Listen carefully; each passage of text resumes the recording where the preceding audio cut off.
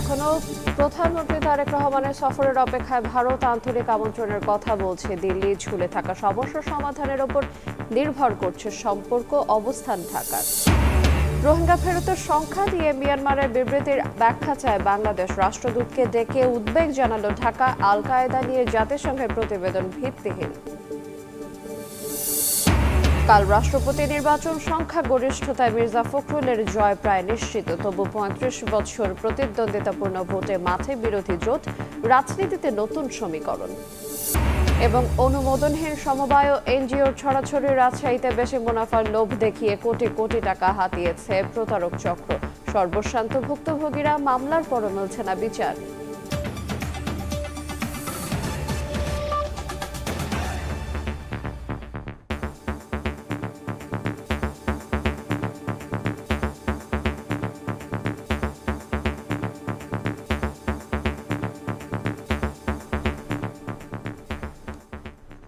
দেখছিলেন শিরোনাম, ভরসার সঙ্গে আছি আইরিন আয়াত। এখনো প্রধানমন্ত্রী তারেক রহমানের সফরের অপেক্ষায় ভারত। ঢাকার নিযুক্ত দেশটির হাই কমিশনার দীনেশ ত্রিবেদী জানান, দ্বিপাক্ষিক সম্পর্কের ক্ষেত্রে বিদ্যমান জটিলতা আলোচনার মাধ্যমে সমাধানের সুযোগ রয়েছে। পররাষ্ট্র প্রতিমন্ত্রী বলছেন, বাণিজ্য সহ ঝুলে থাকা সমস্যাগুলোর বাস্তব সমাধানের উপর নির্ভর করছে দ্বিপাক্ষিক সম্পর্ক। এদিকে দেশটির পররাষ্ট্র মন্ত্রণালয়ের মুখপাত্র জানিয়েছেন, বাংলাদেশের প্রধানমন্ত্রীকে সফরের জন্য আন্তরিকভাবে আমন্ত্রণ জানানো হয়েছে। দেশটির অতিরিক্ত জ্বালানির চাহিদার আবেদনও খতিয়ে দেখা হচ্ছে। চলতি মাসের শেষ সপ্তাহে প্রধানমন্ত্রী তারেক রহমানের ভারত সফরের প্রস্তাব থাকলেও অনুকূল পরিবেশের অনুপস্থিতি দেখছে বাংলাদেশ। এ বিষয়ে আনুষ্ঠানিক অবস্থান জানিয়েছে পররাষ্ট্র মন্ত্রণালয়। মঙ্গলবার রাজধানীর একটি হোটেলে এক অনুষ্ঠানে ভারতীয় হাই কমিশনার স্পষ্ট করেন, প্রধানমন্ত্রী তারেক রহমানের সফরের জন্য অধীর অপেক্ষা করছে দিল্লি। পারস্পরিক স্বার্থের ভিত্তিতে নতুন ভবিষ্যৎ গড়ার আহ্বান জানান Dinesh Trivedi. Our Prime Minister was the first one to congratulate him, and he was the first one to send him an invite. We are eagerly waiting, and I am so hopeful. There are issues. There is no doubt about it. And like I said, that if issues are not there, then it's not democracy. পররাষ্ট্র প্রতিমন্ত্রী জানান, বাণিজ্য সহ ঝুলে থাকা সমস্যাগুলোর বাস্তব সমাধানের উপর নির্ভর করছে দ্বিপাক্ষিক সম্পর্ক। I have assured them that we will try our best to resolve those issues, and we want more vibrant trade and investment and communication between the two countries. And I also convey the message to the government of India, and our is sitting here, that our business visas for Bangladesh to India should be like instant. এদিকে মঙ্গলবার সাপ্তাহিক ব্রিফিংয়ে প্রশ্নের জবাবে ভারতের পররাষ্ট্র মন্ত্রণালয়ের মুখপাত্র বলেন, বাংলাদেশের সঙ্গে গঠনমূলক ও ইতিবাচক সম্পর্ক চায় ভারত। প্রধানমন্ত্রী তারেক রহমানকে ভারত সফরের জন্য আন্তরিকভাবে আমন্ত্রণ জানানো হয়েছে। We have extended a cordial invitation for the Prime Minister of Bangladesh to visit India. বাংলাদেশের প্রধানমন্ত্রীকে ভারত সফরের জন্য আমরা সৌহার্দ্যপূর্ণ আমন্ত্রণ জানিয়েছি। বাংলাদেশের সঙ্গে চলমান জ্বালানি সহযোগিতার বিষয়টি অব্যাহত রয়েছে। অতিরিক্ত জ্বালানির যে অনুরোধ করা হয়েছে সেটি আমরা পর্যালোচনা করছি, কারণ আমাদের নিজেদেরও কিছু প্রয়োজন রয়েছে। পারস্পরিক স্বার্থ, পারস্পরিকতার ভিত্তিতে বাংলাদেশের সঙ্গে ভবিষ্যৎমুখী সম্পর্ক এগিয়ে নেওয়ার বিষয়ে আমরা প্রতিশ্রুতিবদ্ধ। Based on mutuality of interest and reciprocity.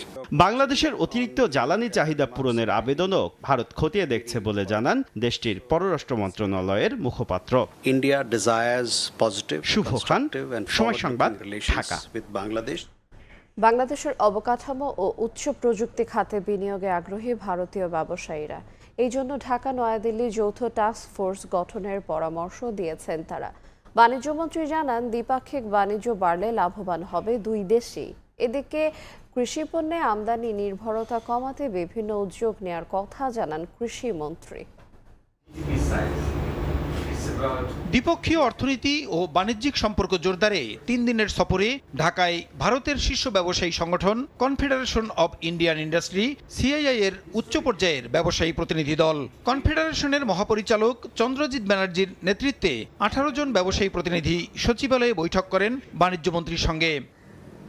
বৈঠক শেষে বাণিজ্যমন্ত্রী সাংবাদিকদের জানান, বাংলাদেশের অবকাঠামো ও উচ্চ প্রযুক্তি খাতে সহযোগিতা বাড়াতে যৌথ টাস্ক ফোর্স গঠনের প্রস্তাব দিয়েছে ভারতীয় ব্যবসায়ীরা। বলেন, স্থলবন্দরগুলোতে আমদানি রপ্তানি প্রক্রিয়া আরও সহজ হলে বাড়বে বিনিয়োগের সম্ভাবনা। ল্যান্ড বর্ডার আসা যাওয়ার ক্ষেত্রে আরও যদি ফেসিলিটেট করা যেত তাহলে তাদের পণ্য আনা নেওয়ার খরচ কমতো। ভারতীয় এবং বাংলাদেশের ব্যবসায়ীদের মধ্যে দুটো বিষয়ে টাস্ক ফোর্স করার, একটি হচ্ছে ইন্ডিয়ান ডিজিটাল ট্রান্সফরমেশন এখন যেভাবে হচ্ছে, আরেকটি হচ্ছে ইনফ্রাস্ট্রাকচারের ক্ষেত্রে কিভাবে ভারতীয় বিনিয়োগকারীদের সম্পৃক্ত করা যায়। মুক্তাদির চৌধুরী বলেন, নানা প্রতিবন্ধকতার মধ্যেও দ্রব্যমূল্য স্থিতিশীল রাখার চেষ্টা করছে সরকার। গ্যাস সংকট নিরসনে একটি ভাসমান এলএনজি টার্মিনাল স্থাপনের প্রস্তাবে অনুমোদন দেওয়া হয়েছে। জীবনযাত্রার ব্যয়, দ্রব্যমূল্য, এটাতে আপনি কি সন্তুষ্ট? মোটেই না, মোটেই না। আমি সন্তুষ্ট হব জীবনযাত্রার ব্যয় এখন যা আছে যদি তার থেকে সাবস্টেন্সিয়ালি কমে। যোগাযোগটা যখন স্মুথ হবে, উৎপাদনের জন্য যেটা জ্বালানির নির্ভরতা সেটা যখন নির্ভরযোগ্য একটা অবস্থায় পৌঁছাবে, তখন জীবনযাত্রার ব্যয়টা কমবে। এদিন সবজি রপ্তানিকারকদের সঙ্গে বৈঠক শেষে সচিবালয়ে কৃষিমন্ত্রী বলেন, পেঁয়াজ, কাঁচামরিচ সহ উৎপাদিত কৃষি পণ্য সংরক্ষণে দেশের বিভিন্ন স্থানে কোল্ড স্টোরেজ নির্মাণ করা হচ্ছে। জানান, আগামীতে কৃষি পণ্যে স্বয়ংসম্পূর্ণ হতে কাজ করছে সরকার। আগের 11,000 পেঁয়াজ কোল্ড স্টোরেজের সাথে এই বছরে এই মুহূর্তে আমাদের ডিস্ট্রিবিউশন হচ্ছে আরও প্রায় 15,000 কোল্ড স্টোরেজ। কোনো এগ্রিকালচার পণ্য আমদানির তো প্রশ্নই আসে না। আগামী দিনে সরকারের মূল পলিসি, প্রধান রপ্তানিযোগ্য পণ্য হবে এগ্রিকালচার পণ্য। বর্ষা মৌসুমে চাষ বাড়ানোর মাধ্যমে আগামী বছর থেকে কাঁচামরিচ আমদানি নির্ভরতা কমানোর লক্ষ্য নির্ধারণ করার কথা জানান কৃষিমন্ত্রী। প্রসূন আশিস, সময় সংবাদ, ঢাকা। রোহিঙ্গা ইস্যুতে মিয়ানমার সরকারের দেয়া বিবৃতির ব্যাখ্যা চেয়েছে বাংলাদেশ। রোহিঙ্গাদের সংখ্যা ও পরিচয় নিয়ে মিয়ানমারের বক্তব্যের বিরোধিতা করে ঢাকায় দেশটির রাষ্ট্রদূতকে ডেকে উদ্বেগ জানানো হয়েছে। এদিকে জাতিসংঘের আল কায়েদা সংক্রান্ত সতর্ক বার্তার বিষয়ে বাংলাদেশ আপাতত ওই বক্তব্য সমর্থন করছে না বলেও জানান পররাষ্ট্র প্রতিমন্ত্রী। গেল 15 আগস্ট শনিবার মিয়ানমারের পররাষ্ট্র মন্ত্রণালয় এক বিবৃতিতে দাবি করে, রাখাইনে নিরাপত্তা পরিস্থিতির উন্নতি হলে বাংলাদেশে আশ্রয় শিবিরে থাকা 3 লাখের কিছু বেশি বাস্তুচ্যুত মানুষকে ফিরিয়ে নেওয়ার কথা বলে নেপিদো। এছাড়া রোহিঙ্গা জনগোষ্ঠীকে বাঙালি হিসেবে উল্লেখ করে বিবৃতিতে বলা হয় যে জাতিগত নামে তাদেরকে পরিচয় করানো হচ্ছে, সেই নামে মিয়ানমারে কোনো জনগোষ্ঠী নেই। বিষয়টি নিয়ে মঙ্গলবার পররাষ্ট্র মন্ত্রণালয়ে ঢাকায় নিযুক্ত মিয়ানমারের রাষ্ট্রদূত ইউ কিয়াওসোয়ে মোয়েকে ডাকেন মিয়ানমার বিষয়ক মহাপরিচালক মোহাম্মদ তৌফিকুর রহমান। তিনি ওই বিবৃতির সংখ্যাতাত্ত্বিক ভুল এবং বিভ্রান্তিকর তথ্যের সঙ্গে বাংলাদেশ একমত নয় বলে জানান রাষ্ট্রদূতকে। এছাড়া রোহিঙ্গাদের নাগরিকত্বের যাচাইকরণ প্রক্রিয়া দ্রুত করতে নেপিদোকে আহ্বান জানায় পররাষ্ট্র মন্ত্রণালয়। একই দিন সন্ধ্যায় পররাষ্ট্র প্রতিমন্ত্রী গণমাধ্যমে বলেন, রোহিঙ্গাদের বাঙালি হিসেবে বর্ণনার বিরোধিতা করেছে ঢাকা।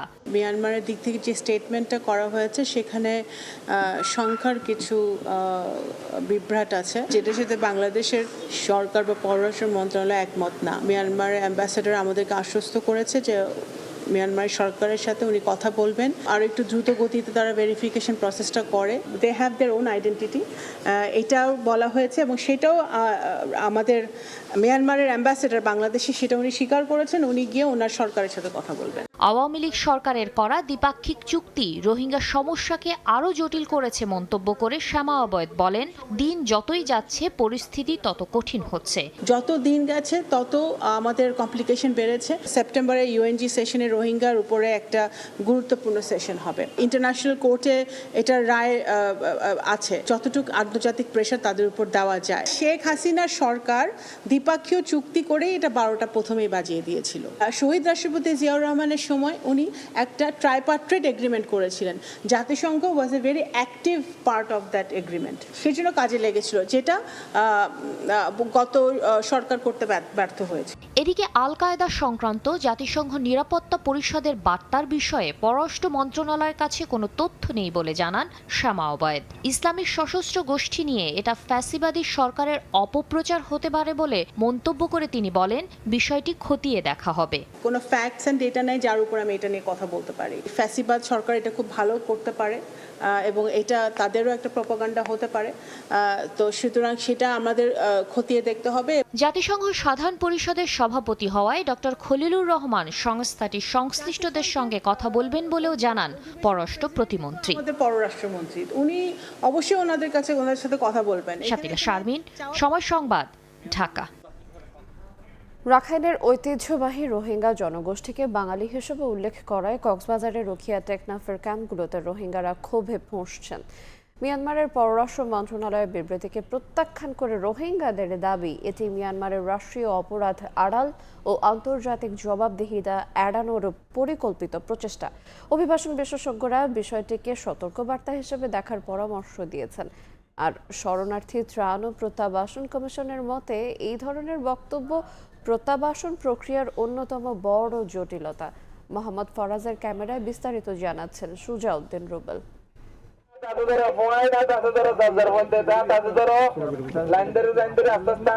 2017 সালের আগস্টে মিয়ানমারের সামরিক বাহিনীর নির্যাতনে বাস্তুচ্যুত হয়ে রোহিঙ্গারা দেশ ছাড়তে বাধ্য হয়। সেই রোহিঙ্গার ঢলে 9 বছর পূর্ণ হওয়ার ঠিক আগ মুহূর্তে মিয়ানমারের পররাষ্ট্র মন্ত্রণালয়ের বিবৃতিতে রোহিঙ্গাদের বাঙালি বলা হয়েছে। রোহিঙ্গা নামে কোনো জাতিগোষ্ঠী মিয়ানমারে নেই বলেও উল্লেখ করা হয়। মিয়ানমারের দাবি বাংলাদেশে দেয়া 8,28,824 জনের তালিকা থেকে গত 31 জুলাই পর্যন্ত 4,26,545 জনের তথ্য যাচাই করা হয়েছে। তাদের মধ্যে 3,08,797 জনকে রাখাইন রাজ্যের সাবেক বাসিন্দা হিসাবে শনাক্ত করা হয়েছে। এমন বিবৃতিকে প্রত্যাখ্যান করে মিয়ানমারের রোহিঙ্গা যাচাই বাছাই প্রক্রিয়া নিয়ে প্রশ্ন তুলেছেন রোহিঙ্গা নেতারা। তাদের দাবি দীর্ঘ সময়ে অর্ধেকেরও কম তালিকা যাচাই করায় প্রমাণ করে প্রত্যাবাসনে মিয়ানমারের রাজনৈতিক সদিচ্ছার ঘাটতি রয়েছে। আর রোহিঙ্গাদের বাঙালি বলা সেটিকেও নাটক বলে অবহিত করেছেন রোহিঙ্গারা। 9 বছরের মধ্যে 4 লাখ গজ্জে দইলে ইস্তার টিয়াং গরিবর কি মনসা নাকি মনসা নাই গুড়া ফান্দি তো বুঝি হারে তো কুল দুনিয়ায় এনলি তার তো ইন্টারেস্ট নাই রোহিঙ্গার কেলি যাইবিল্লা ইদারা বলকে রোহিঙ্গা হন আসদু নদু দূরাই বেলা চেষ্টা করিব। আরাষ্ট্র উত্তুল হয়ে বর্মাত পলিটিক্যাল উইলিংনেস নাই রোহিঙ্গা যিন বাংলাদেশ মারা সেই তারারে অ্যাকসেপ্ট করে দেন লাকান পলিটিক্যাল উইলিংনেস নাই ইতারা হনদিন আরারে ইজিলি নলিবি ইয়ান মন লেখা করিব আর রোহিঙ্গা বিলিভ করি এলা ইন্টারন্যাশনাল কমিউনিটি ইভেন্দুর বাংলাদেশ তো বুঝা করে ইতারা নেলা দি ভাজিতে মানুষ ইনরা আসানার সাথে নলিব ইয়ান তারার কনসেপ্ট। অভিবাসন ও শরণার্থী বিশেষজ্ঞদের মতে রোহিঙ্গাদের বাঙালি আখ্যা দিয়ে মিয়ানমারের বক্তব্য মূলত একটি কূটনৈতিক কৌশল। আমাদের সরকারের পক্ষ থেকে যে পররাষ্ট্র মন্ত্রণালয় যে বক্তব্যটি দিয়েছে তাদের এখানকার প্রতিনিধির কাছে সেটি যথেষ্ট বলে এবং যেটা যথোপযুক্ত বলে মনে করি। তবে মিয়ানমারের এই ধরনের বক্তব্য প্রত্যাবাসন প্রক্রিয়ার অন্যতম বড় জটিলতা মনে করছেন শরণার্থী ত্রাণ ও প্রত্যাবাসন কমিশন। এই ডেটা তো আর বাংলাদেশ সরকার এককভাবে করেনি, এটি জাতিসংঘের যৌথ একটি এক্সারসাইজ। যৌথভাবে ভেরিফাই করে এই ডেটা তৈরি করা হয়েছে ফ্যামিলি ট্রির আন্ডারে। সুতরাং এখানে কারোই অস্বীকার করার কোনো উপায় নেই যে এই লোকগুলো মিয়ানমার থেকে এসেছে এবং তাদের পরিবারে নতুন শিশু জন্মগ্রহণ করেছে। সুতরাং যদি মিয়ানমার কর্তৃপক্ষ এই ধরনের কথা বলেন তারা হয়তো অর্ধসত্য বলছেন আর কি। 2018 সালে বাংলাদেশ 8,24,000 রোহিঙ্গার তথ্য মিয়ানমারের কাছে হস্তান্তর করেছিল। সেই জনগোষ্ঠীর পরিবার ও সদস্য সংখ্যা পরবর্তী সময়ে বেড়েছে। এখন 12 লাখের বেশি রোহিঙ্গা বাংলাদেশে বসবাস করছে। সুজাউদ্দিন রুবেল, সময় সংবাদ, কক্সবাজার। অন্তর্বর্তী সরকারের আমলে এনবিআরে দুঃখজনক ঘটনার পুনরাবৃত্তি চায় না সরকার। সে সময় বিভিন্ন স্তরের কর্মকর্তাদের শাস্তি মওকুফের দাবি বিবেচনার আশ্বাস দিয়েছেন প্রধানমন্ত্রী তারেক রহমান। জাতীয় রাজস্ব সম্মেলনে করদাতাদের অনুপ্রাণিত করতে মনোযোগী হওয়ার নির্দেশনা দেন তিনি। সেই সঙ্গে জোর দেন ডিজিটাল কর ব্যবস্থাপনায়। সরকার অপ্রয়োজনীয় খাতে ব্যয় কমানোর চেষ্টা করছে বলেও জানান প্রধানমন্ত্রী। জাতীয় রাজস্ব বোর্ডকে দক্ষ, টেকসই ও জনবান্ধব প্রতিষ্ঠানের রূপ দিতে রাজস্ব সম্মেলন 2026-এর আয়োজন করে এনবিআর। রাজধানীর চিনমোচি সম্মেলন কেন্দ্রে এই অনুষ্ঠানে প্রধান অতিথি হিসেবে যোগ দেন প্রধানমন্ত্রী তারেক রহমান। সঙ্গে ছিলেন অর্থমন্ত্রী আমির খসরু মাহমুদ চৌধুরী। উন্মুক্ত আলোচনায় এনবিআর কর্মকর্তারা নিজেদের অভিজ্ঞতা ও নানা বিষয়ে প্রধানমন্ত্রীকে অবহিত করেন। এ সময় বিগত অন্তর্বর্তী সরকারের আমলে এনবিআরকে 2 ভাগে ভাগ করার প্রশ্নে আন্দোলনকারীদের বাধ্যতামূলক অবসর, বদলি ও বরখাস্তের ঘটনা বোর্ড কর্তাদের পক্ষ থেকে তুলে ধরা হলে সরকার প্রধান বিষয়গুলো বিবেচনায় আনার আশ্বাস দেন। ভবিষ্যতে এরকম কোনো অপ্রীতিকর ঘটনা ঘটবে না। আপনারা যেটি চাইছেন সরকারের কাছে, সরকার অবশ্যই অত্যন্ত গুরুত্বের সাথে এটি বিবেচনা করবে। অনুষ্ঠানে প্রধানমন্ত্রী তারেক রহমান অন্তর্বর্তী সরকারের সময় ঘটে যাওয়া ঘটনাকে দুঃখজনক উল্লেখ করে বলেন, কর্মকর্তা কর্মচারীদের নিরাপদ ও স্বস্তির পরিবেশ নিশ্চিতে কাজ করবে সরকার।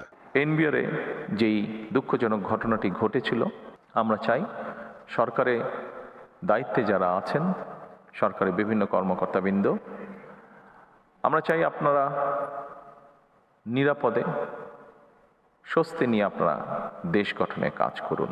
আমরা যে কোনো ধরনের বিশৃঙ্খলাকে পরিহার করার চেষ্টা করি। ভবিষ্যতে যাতে এই ঘটনাকে পরিহার করা যায়, বর্তমানে যাতে সকলকে স্বস্তিতে কাজ করার পরিবেশ করে দেওয়া যায়, তার জন্য প্রয়োজনীয় পদক্ষেপ সরকার গ্রহণ করবেন। পতিত ফ্যাসিস্ট সরকার দেশকে ঋণ ও আমদানি নির্ভর রাষ্ট্রে পরিণত করেছিল মন্তব্য করে প্রধানমন্ত্রী বলেন, বৈদেশিক সহায়তা নির্ভর হয়ে ভবিষ্যৎ প্রজন্মের উপর অতিরিক্ত ঋণের বোঝা চাপিয়ে দিতে চায় না তার সরকার। তাই রাজস্ব আদায়ে অভ্যন্তরীণ আয়ের ক্ষেত্র ও উৎস বাড়াতে জোর দেন সরকার প্রধান। ফ্যাসিবাদ মুক্ত বাংলাদেশে এবার আমাদের ঘুরে দাঁড়ানোর পালা, অর্থাৎ বাংলাদেশের ঘুরে দাঁড়ানোর পালা। দেশের জনগণ বর্তমানে এনবিআরকে একটি নির্ভরযোগ্য এবং বিশ্বস্ত প্রতিষ্ঠান হিসাবে প্রত্যাশা করে। দক্ষ এবং টেকসই রাজস্ব ব্যবস্থাপনার মাধ্যমে জন আস্থা অর্জন সম্ভব। বর্তমান সরকার এনবিআর তথা রাজস্ব কাঠামোকে জনবান্ধব হিসাবে গড়ে তুলতে চায়।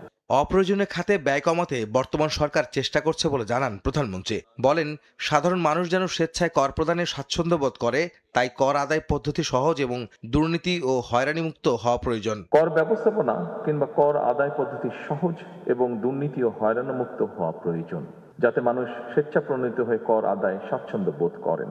একই করদাতাদের ওপর বারবার করের বোঝা বাড়িয়ে রাজস্ব বৃদ্ধির নীতি খুব সম্ভবত টেকসই পদ্ধতি নয়, বরং কর প্রদানে সক্ষম ব্যক্তিদেরকে শনাক্ত করে তাদেরকে যথাযথ নিয়মে করের আওতায় আনার ব্যবস্থা করার কার্যক্রম উদ্যোগ গ্রহণ করা বোধহয় অত্যন্ত প্রয়োজন।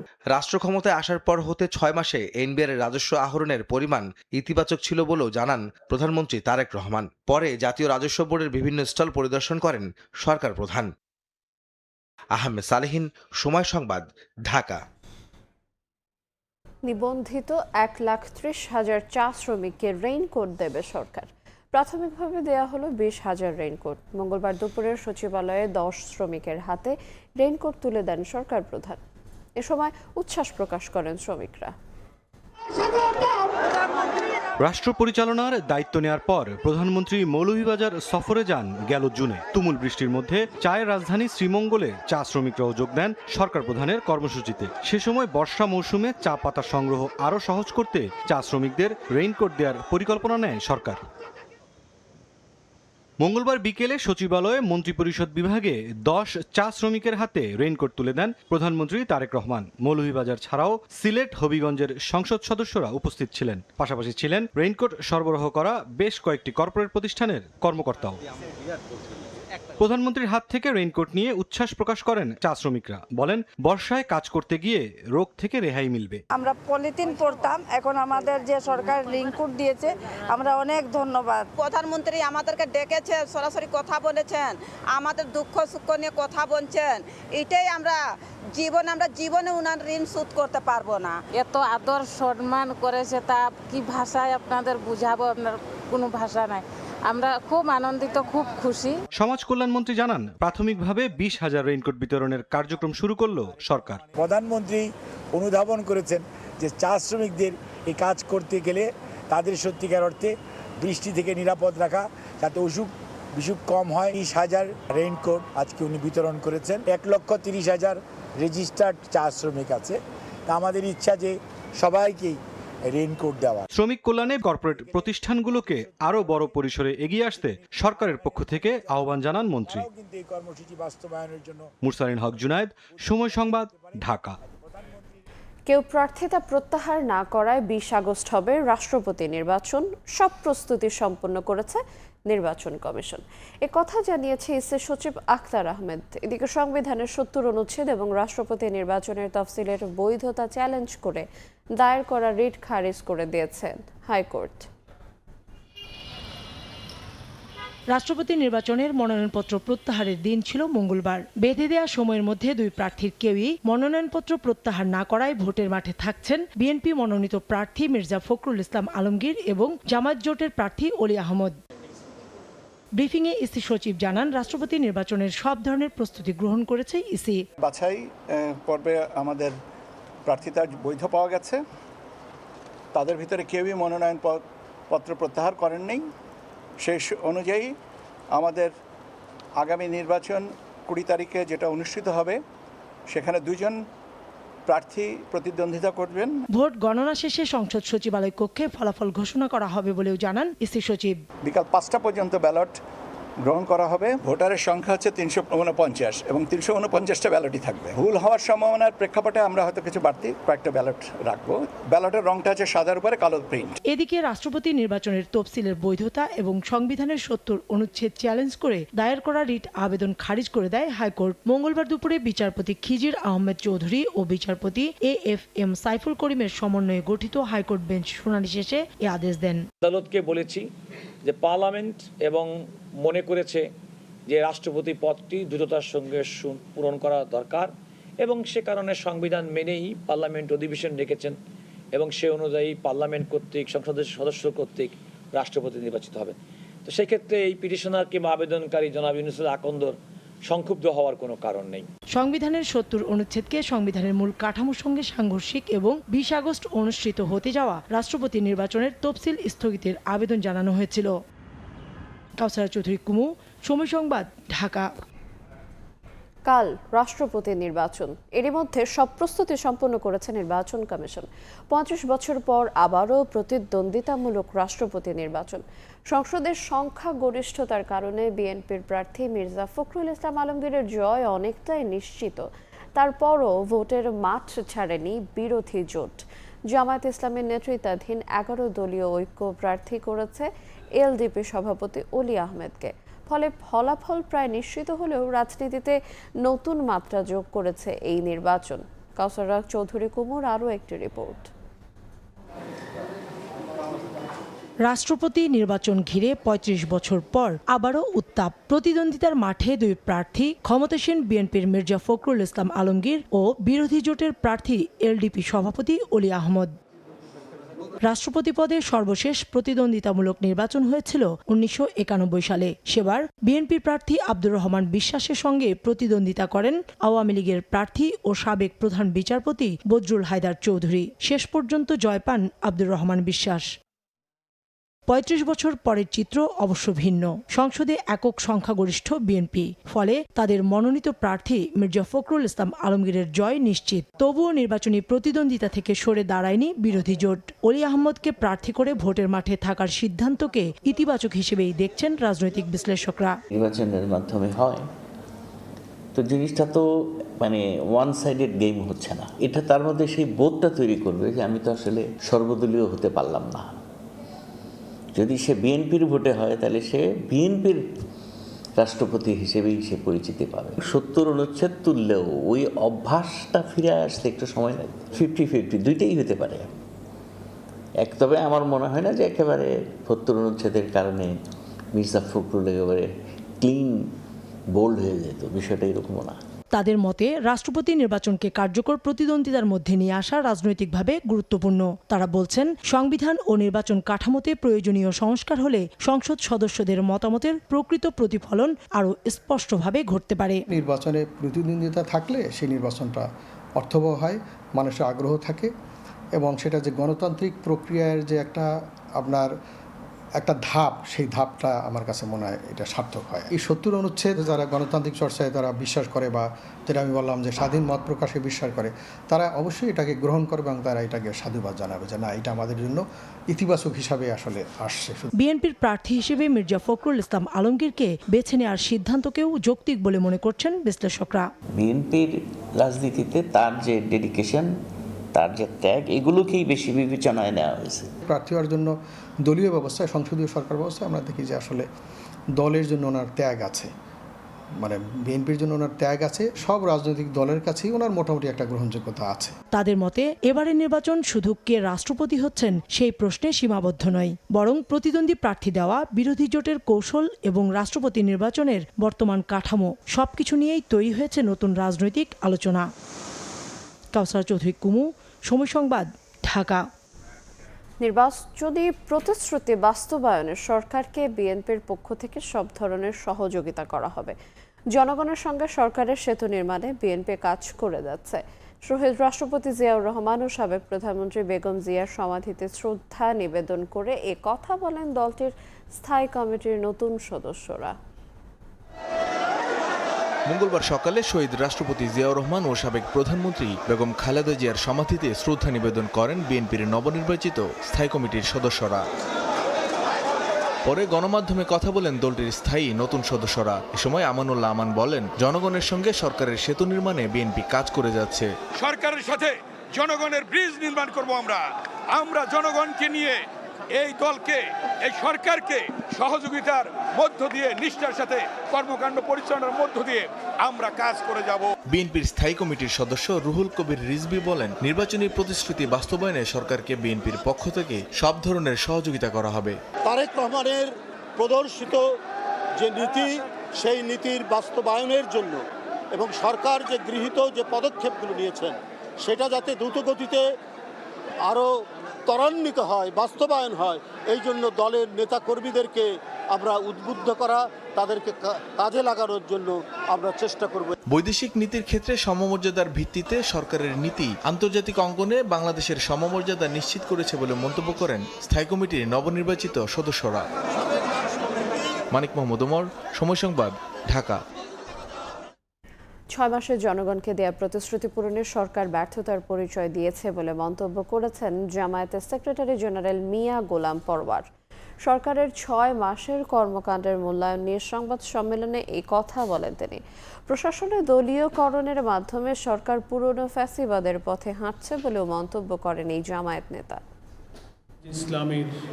সরকারের 6 মাসের কাজের মূল্যায়ন নিয়ে রাজধানীর মগবাজারের আল ফালা মিলনায়তনে জামায়াতের সংবাদ সম্মেলন। উপস্থিত ছিলেন দলটির বিভিন্ন পর্যায়ের জ্যেষ্ঠ নেতারা। জামায়াতের সেক্রেটারি জেনারেল মিয়া গোলাম পরওয়ার বলেন, 6 মাসে জনগণকে দেয়া কোনো প্রতিশ্রুতি পূরণ করতে পারেনি বর্তমান সরকার।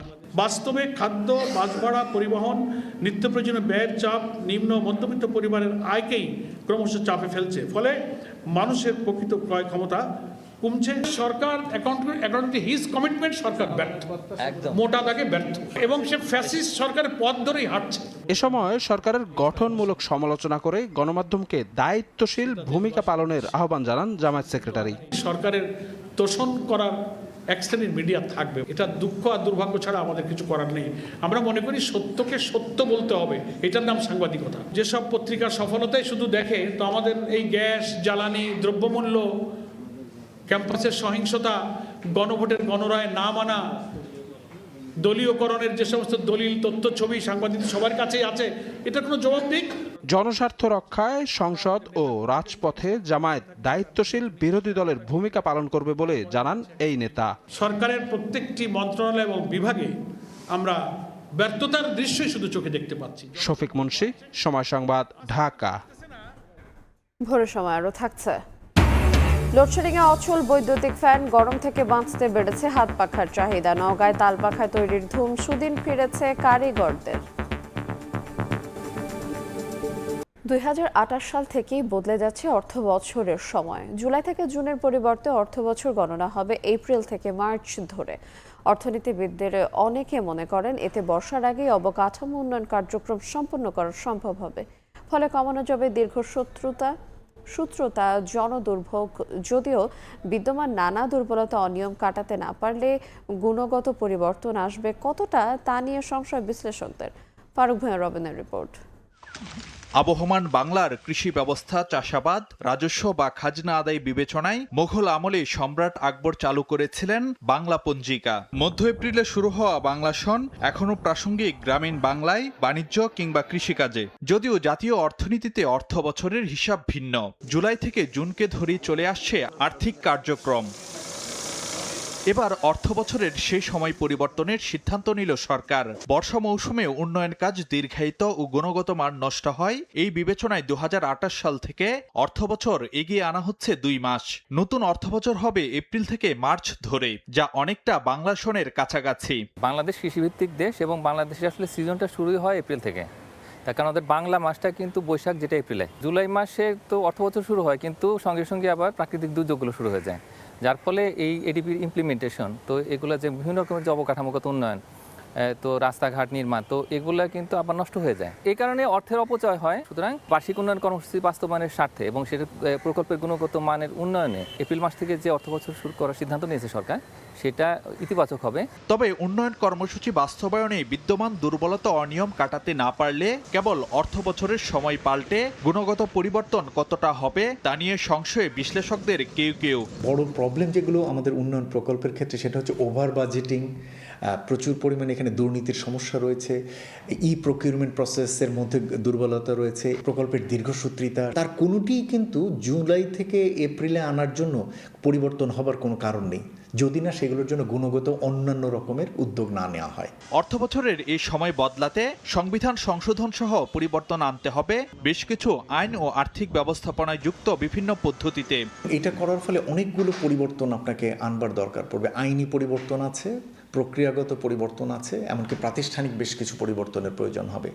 যেমন আমাদের অর্থ বছরের শুরু জুলাই থেকে জুন, এটা আমাদের সংবিধানে লেখা রয়েছে, সুতরাং সংবিধান সংশোধনের প্রয়োজন পড়বে। অর্থনীতিকে সাজাতে হবে এবং রাজস্ব আদায়, তারপর অর্থনৈতিক ব্যবস্থাপনা, এই তথ্য সংগ্রহ, প্রশাসনিক ব্যবস্থাগুলো গ্রহণ, তো এই প্রত্যেকটা জিনিসই কিন্তু এটার সঙ্গে আসলে টাই আপ করতে হবে। একই সঙ্গে আমাদের যে সার্বিক প্রশাসনিক প্রস্তুতি, সেটাও খুব দ্রুত করতে হবে। মন্ত্রিপরিষদ বিভাগ বলছে অর্থবছর পরিবর্তনে অংশীজনদের সমন্বয়ে একটি কমিটি নির্ধারণ করবে পরবর্তী কর্মপন্থা। ফারুক ভূঁইয়া, রবিন, সময় সংবাদ, ঢাকা। সম্প্রতি ঢাকাসহ বিভিন্ন এলাকায় একাধিক বোমা ও বিস্ফোরক তৈরির সরঞ্জাম উদ্ধারের ঘটনায় আতঙ্কিত হওয়ার কিছু নেই বলে মন্তব্য করেছে এবং মনে করেন পুলিশ সদর দফতর। সারা দেশে কড়া গোয়েন্দা নজরদারি অব্যাহত আছে জানিয়ে পুলিশ বলছে, দেশ বিরোধী অতৎপরতায় জড়িতদের বিরুদ্ধে নেওয়া হচ্ছে কঠোর ব্যবস্থা। তবে এসব ঘটনাকে হালকাভাবে নেওয়ার সুযোগ নেই বলে মনে করেন বিশ্লেষক। বুলবুল রেজার রিপোর্ট। 12 আগস্ট সাভারের দক্ষিণ শ্যামপুরের একটি বাড়িতে অভিযান চালায় পুলিশের counter terrorism and transnational crime unit CTTC. সেখান থেকে 9টি বিস্ফোরক ও বিপুল পরিমাণ গান পাউডার উদ্ধার সহ 90 জেএমবির এক সদস্যকে গ্রেফতার করা হয়। 30 জুলাই রাতে আশুলিয়ায় চায়ের দোকানে রাখা ব্যাগের ভেতর প্রেসার কুকারে তৈরি করা আইইডি বোমা উদ্ধার করা হয়। 24 জুলাই মতিঝিলে মেট্রো রেল স্টেশনের নিচে পরিত্যক্ত ছাতার ভেতরে রাখা শক্তিশালী বোমা উদ্ধার করে পুলিশ। ধারাবাহিক এসব ঘটনার পর আইন শৃঙ্খলা বাহিনীর যানবাহনে হামলার আশঙ্কায় দেশজুড়ে বিশেষ সতর্কতা জারি করে পুলিশ সদর দফতর। গত 12 আগস্ট বরিশাল জেলা ও দায়রা জজ আদালতের প্রধান ফটকের সামনে বোমা বিস্ফোরিত হয়। বিকট শব্দে আদালত চত্বরে আতঙ্কের সৃষ্টি হয়। গোয়েন্দা নজরদারির মধ্যে রেখেছি। একের পর এক বোমা ও বোমা সদৃশ বস্তু উদ্ধারের ঘটনায় জনমনে উদ্বেগ ও আতঙ্ক বাড়লেও পুলিশ সদর দফতর বলছে, আতঙ্কিত হওয়ার কিছু নেই। আমরা একটা কথা বলতে চাই, আতঙ্কিত হওয়ার কিছু নেই। আর এই জাতীয় ঘটনা যারাই জড়িত, কিংবা আমরা দেখেছি অনেকেই তার নিজের মতাদর্শ প্রচারের ক্ষেত্রে এই জাতীয় উগ্রবাদে যদি প্রশ্রয় নিয়ে থাকে, আমাদের মূল কনসার্ন হচ্ছে গিয়ে কেউ যদি আইন শৃঙ্খলা পরিস্থিতির অবনতি ঘটায়, আমরা সাথে সাথে সেটা ব্যবস্থা নিব এবং ভবিষ্যতে যাতে এই জাতীয় কার্যক্রম কেউ না করতে পারে এবং কেউ জড়িত কিনা বা ইতিমধ্যে যারা এই জাতীয় কার্যক্রমের সাথে জড়িত প্রত্যেককেই আইনের আওতায় আনার জন্য আমরা সচেষ্ট রয়েছি। স্বল্প সময় ব্যবধানে বোমা বিস্ফোরণ কিংবা বোমা সদৃশ বস্তু উদ্ধারের ঘটনা বিচ্ছিন্নভাবে দেখার সুযোগ নেই বলে মনে করেন এই বিশ্লেষক। আমার রাষ্ট্র তো বিপন্ন হলে সবকিছুই আমার বিপর্যয়ের মধ্যে চলে যাবে, সবকিছু অনিশ্চয়তার মধ্যে চলে যাবে। এটা এই ব্যাপারগুলোতে সতর্ক হওয়া প্রয়োজন এবং এটাকে গুরুত্ব সহকারে দেখা প্রয়োজন। 2-1 মাস ধরে কোথাও বোমা সদৃশ বস্তু উদ্ধার হচ্ছে, কোথাও বিস্ফোরণ ঘটছে, আবার যেগুলো বিস্ফোরণ ঘটছে সেখানে আইডির মতো ইনগ্রিডিয়েন্টস বা উপাদানগুলোর সন্ধান পাওয়া যাচ্ছে। তো এগুলো তো আসলে ভিন্ন একটা কিছু ইঙ্গিত বহন করে এবং সেই ইঙ্গিতের আলামতগুলো কিন্তু এগুলো। সম্প্রতি এক প্রতিবেদনে বাংলাদেশে আল কায়েদার তৎপরতা নিয়ে সতর্ক করেছে জাতিসংঘ। তবে এই রিপোর্টকে অনুমান নির্ভর আখ্যা দিয়ে আমলে নেয়ার কিছু নেই বলে জানিয়েছেন স্বরাষ্ট্রমন্ত্রী। অনুমান নির্ভর কোনো রিপোর্টের উপর আমরা তো অ্যাকশন করতে পারি না। বুলবুল রেজা, সময় সংবাদ, ঢাকা। ভোরের সময় আরও থাকছে। পাবনায় বেড়েছে বেওয়ারিশ কুকুরের উৎপাত। 2 সপ্তাহে নারী শিশু সহ আক্রান্ত অন্তত অর্ধশত। প্রশাসনের উদাসীনতায় ক্ষুব্ধ স্থানীয়রা। রাজশাহী জেলায় ব্যাঙের ছাতার মতো গড়ে উঠেছে অনুমোদনহীন সমবায় সমিতি ও এনজিও। অধিক মুনাফা ও সহজ শর্তে ঋণের লোভ দেখিয়ে সাধারণ মানুষের কাছ থেকে কোটি কোটি টাকা হাতিয়ে নিয়ে পালিয়ে গেছে চক্রের সদস্যরা। এতে সর্বশান্ত হয়ে পথে বসেছেন অনেকেই। অভিযুক্তদের বিরুদ্ধে মামলা করেও বিচার পাচ্ছেন না ভুক্তভোগীরা। বিস্তারিত সাইফুর রহমান রকের রিপোর্টে, ক্যামেরায় ছিলেন হাবিবুর রহমান পাপ্পু। আলোর আশা, মোহনা, আলবায়া, আত্মাবাড়া স্বচ্ছতা সমবায় সমিতি ও এনজিওতে 1 লাখ টাকা রাখলে মাসে 15% লভ্যাংশ দেওয়া হবে। প্রথমে টানা কয়েক মাস মুনাফাও দেওয়া হয়েছে। এরপর গ্রাহকের বিশ্বাস অর্জন করে তাদের কোটি কোটি টাকা হাতিয়ে নিয়ে উধাও চক্রের মূল হোতারা। গেল 2 বছরে অর্ধশতাধিক অনিবন্ধিত সমবায় সমিতি ও এনজিও গ্রাহকের টাকা নিয়ে পালিয়ে গেছেন বিদেশে।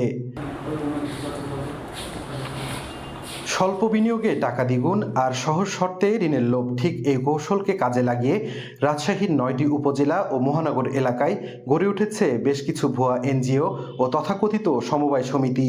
তবে অভিযোগ রয়েছে, অনুমোদন ছাড়া অবৈধভাবে পরিচালিত হচ্ছে শতাধিক নামসর্বস্ব ভুইফোর প্রতিষ্ঠান। রাজশাহীর গোদাগাড়ি, পবা, তানোর ও বাগমারা এলাকায় গ্রাহকের মূলধন ও সঞ্চয়ের কোটি কোটি টাকা হাতিয়ে রাতারাতি কার্যালয়ে তালা ঝুলিয়ে সটকে পড়েছে ভুয়া এনজিওর কর্তা ব্যক্তিরা। অনেক সময় জনগণের হাতে ধরা পড়ায় পুলিশে দেয়া হয়েছে। অনেকে তাদের প্রতারণার জালে পড়ে হয়েছেন নিঃস্ব। 60 থেকে 70 কোটি টাকা মারা গেছে। আমি 24 লাখ টাকা রেখেছি এবং আমার মতো আরো অনেকেই, আমার চেয়ে অনেক বেশি টাকা অনেকে রাখছে। 40% দেবো, 30% দেবো এভাবে বলে দেয় না গো। এখন যাচ্ছে না, বলা আছে। বিভাগীয় সমবায় সমিতির শীর্ষ কর্মকর্তা বলেন, ভুয়া এনজিও বা সমবায় সমিতি পরিচালনা করা দণ্ডযোগ্য অপরাধ উল্লেখ করেই অপরাধে জড়িতদের 10 বছরের কারাদণ্ডের বিধান রয়েছে বলে জানান। সমবায় আইনের 9 ধারা এটা দণ্ডযোগ্য অপরাধ, এতে 10 বছরের কারাদণ্ড। তখন আইন অনুযায়ী আমরা এতে থানাকে ইনফর্ম করি। এদিকে জেলা প্রশাসন বলছে, অবৈধ এনজিও ও নিবন্ধন নেই এমন সমবায় সমিতির বিরুদ্ধে ভ্রাম্যমাণ আদালত পরিচালনার মাধ্যমে ব্যবস্থা নেওয়া হচ্ছে। আমরা যখন এই ধরনের এনজিওর কার্যক্রমের বিষয়ে খবর পাই, আমরা স্থানীয় প্রশাসন যারা থাকে, অর্থাৎ আমাদের উপজেলা নির্বাহী অফিসার এবং আমাদের স্থানীয় যে থানা আছে, পুলিশ স্টেশন আছে, তাদের মাধ্যমে তাদের কার্যক্রম বন্ধ করার জন্য আমরা নির্দেশনা দিয়ে থাকি। গ্রাহকদের কোটি কোটি টাকা হাতিয়ে নেয়া ভুয়া এনজিওর বিরুদ্ধে আইনগত ব্যবস্থা নেওয়া হচ্ছে বলে জানায় পুলিশ। অভিযোগগুলো যখন আমাদের কাছে আসে তখন এই স্পেসিফিক ধারায় আমরা থানায় মামলা নেই এবং তদন্ত করি। তদন্ত রিপোর্ট আমরা আদালতে জমা দিই। আদালত থেকে তাদের বিরুদ্ধে ওয়ারেন্ট হলে তখন আমরা তাদেরকে গ্রেফতার করি। বর্তমানে জেলায় মাইক্রো ক্রেডিট রেগুলেটরি অথরিটি, সমাজসেবা সমবায় সমিতি কর্তৃক অনুমোদিত বৈধ এনজিও ও সমিতির সংখ্যা 1179টি। সাইফুর রহমান রকি, সময় সংবাদ, রাজশাহী। বগুড়ার মহাসড়কে যানবাহনের গতির সঙ্গে পাল্লা দিয়ে বাড়ছে দুর্ঘটনায় মৃত্যুর সংখ্যা। পরিসংখ্যান বলছে, চলতি বছরের 7 মাসে সড়ক দুর্ঘটনায় গড়ে 13 জন করে প্রাণ হারিয়েছেন। অনেক ক্ষেত্রে আইনি ঝামেলা এড়াতে স্বজনরা পুলিশকে না জানিয়েই মরদেহ দাফন করে ফেলেন। এই জন্য নিহতের সংখ্যা আরও বেশি হতে পারে বলে ধারণা সংশ্লিষ্টদের। শাহাদুল ইসলামের ক্যামেরায় আব্দুল আওয়ালের রিপোর্ট। কখনো দাঁড়িয়ে থাকা যানবাহনে ধাক্কা, কখনো মুখোমুখি সংঘর্ষ, আবার কখনো পেছন থেকে চাপা দেওয়া। প্রতিটি দুর্ঘটনার দৃশ্য আলাদা হলেও কারণ একই, বেপরোয়া গতি, ক্লান্ত চালক আর নিয়মের প্রতি উদাসীনতা। সর্বশেষ 7 আগস্ট বগুড়া নওগাঁ আঞ্চলিক মহাসড়কের এরুলিয়া এলাকায় বেপরোয়া বাসের চাপায় দাঁড়িয়ে থাকা 7 শ্রমিক নিহত হন। একই দিন বিকেলে ওই এলাকাতে প্রাইভেট কারের ধাক্কায় প্রাণ হারান এক দম্পতি। চলতি বছরের প্রথম 7 মাসে শুধু বগুড়া নওগাঁ আঞ্চলিক মহাসড়কেই সড়ক দুর্ঘটনায় প্রাণ হারিয়েছেন 31 জন, আর ঢাকা রংপুর ও বগুড়া নাটোর আঞ্চলিক মহাসড়কে প্রাণ গেছে আরও 59 জনের।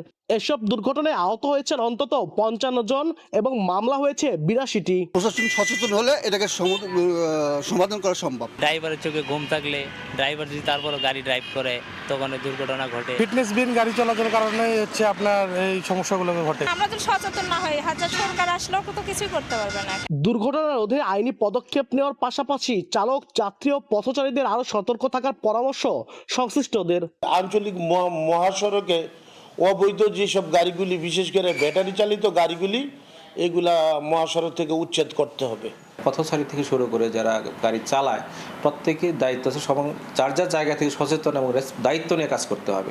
তাহলে হয়তো এই জায়গা থেকে আমরা বের হয়ে আসতে পারবো এবং অনেকটা ডেভেলপ করতে পারবো। সচেতনতার বিকল্প কিছু নাই, কারণ আইন প্রয়োগ করে আমি হয়তো সেইখানে থামাতে পারবো, কিন্তু কিছু দূর গিয়ে অ্যাক্সিডেন্ট যে ঘটবে না সেটার গ্যারান্টি কেউ দিতে পারে না। এই জন্য সবারই সচেতনতার প্রয়োজন আছে। ঢাকা রংপুর ও বগুড়া নাটোর আঞ্চলিক মহাসড়কের অন্তত 20টি স্থান এখন পরিণত হয়েছে দুর্ঘটনার হটস্পটে। আব্দুল আউয়াল, সময় সংবাদ, বগুড়া। একদিকে প্রচণ্ড গরম, অন্যদিকে ঘন ঘন লোডশেডিং। আধুনিক বৈদ্যুতিক পাখার স্তব্ধতায় মানুষের একমাত্র ভরসা এখন গ্রাম বাংলার ঐতিহ্যবাহী হাত পাখা। আর এই চাহিদাকে কেন্দ্র করেই নওগাঁর ভালাইন গ্রামে ঘরে ঘরে চলছে তালপাখা তৈরির ধুম। গ্রামের নারী পুরুষের নিপুণ ছোঁয়ায় তৈরি এই পাখা শুধু শীতল বাতাসই দিচ্ছে না, ফেরাচ্ছে বহু পরিবারের সচ্ছলতা। এমআর রকির রিপোর্ট, ছবি তুলেছেন রকিবুল ইসলাম। হাত পাকার বাতাসে প্রাণ জুড়িয়ে আসে। বিদ্যুতের আসা যাওয়ার খেলায় যখন যান্ত্রিক ফ্যান অচল, তখন প্রাণ বাঁচাতে মানুষের একমাত্র অবলম্বন হয়ে দাঁড়িয়েছে তাল পাখা।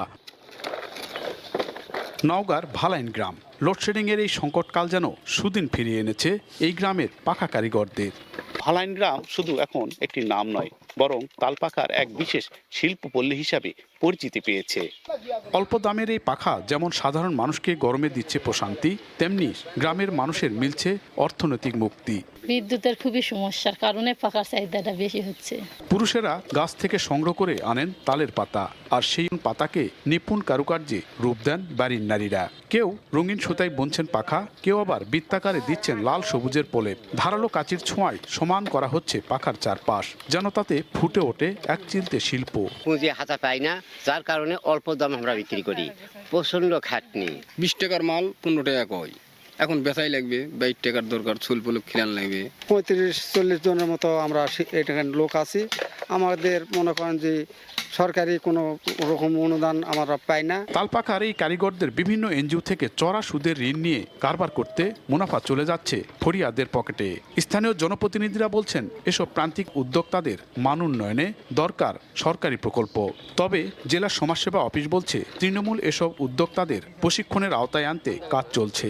এদের যদি স্বল্প সুদের যদি ঋণ দেওয়া হয় তাহলে কিন্তু এটা আরো উন্নত হবে এবং তাদের জীবনযাপন মানটা অনেকটা উন্নত হবে। তাদের জরিপ এবং প্রশিক্ষণ এবং বরাদ্দ প্রাপ্তির সাপেক্ষে আরএসএস ক্ষুদ্র ঋণ কার্যক্রমের মাধ্যমে তাদেরকে স্বাবলম্বী করে তোলার সম্ভাবনা রয়েছে।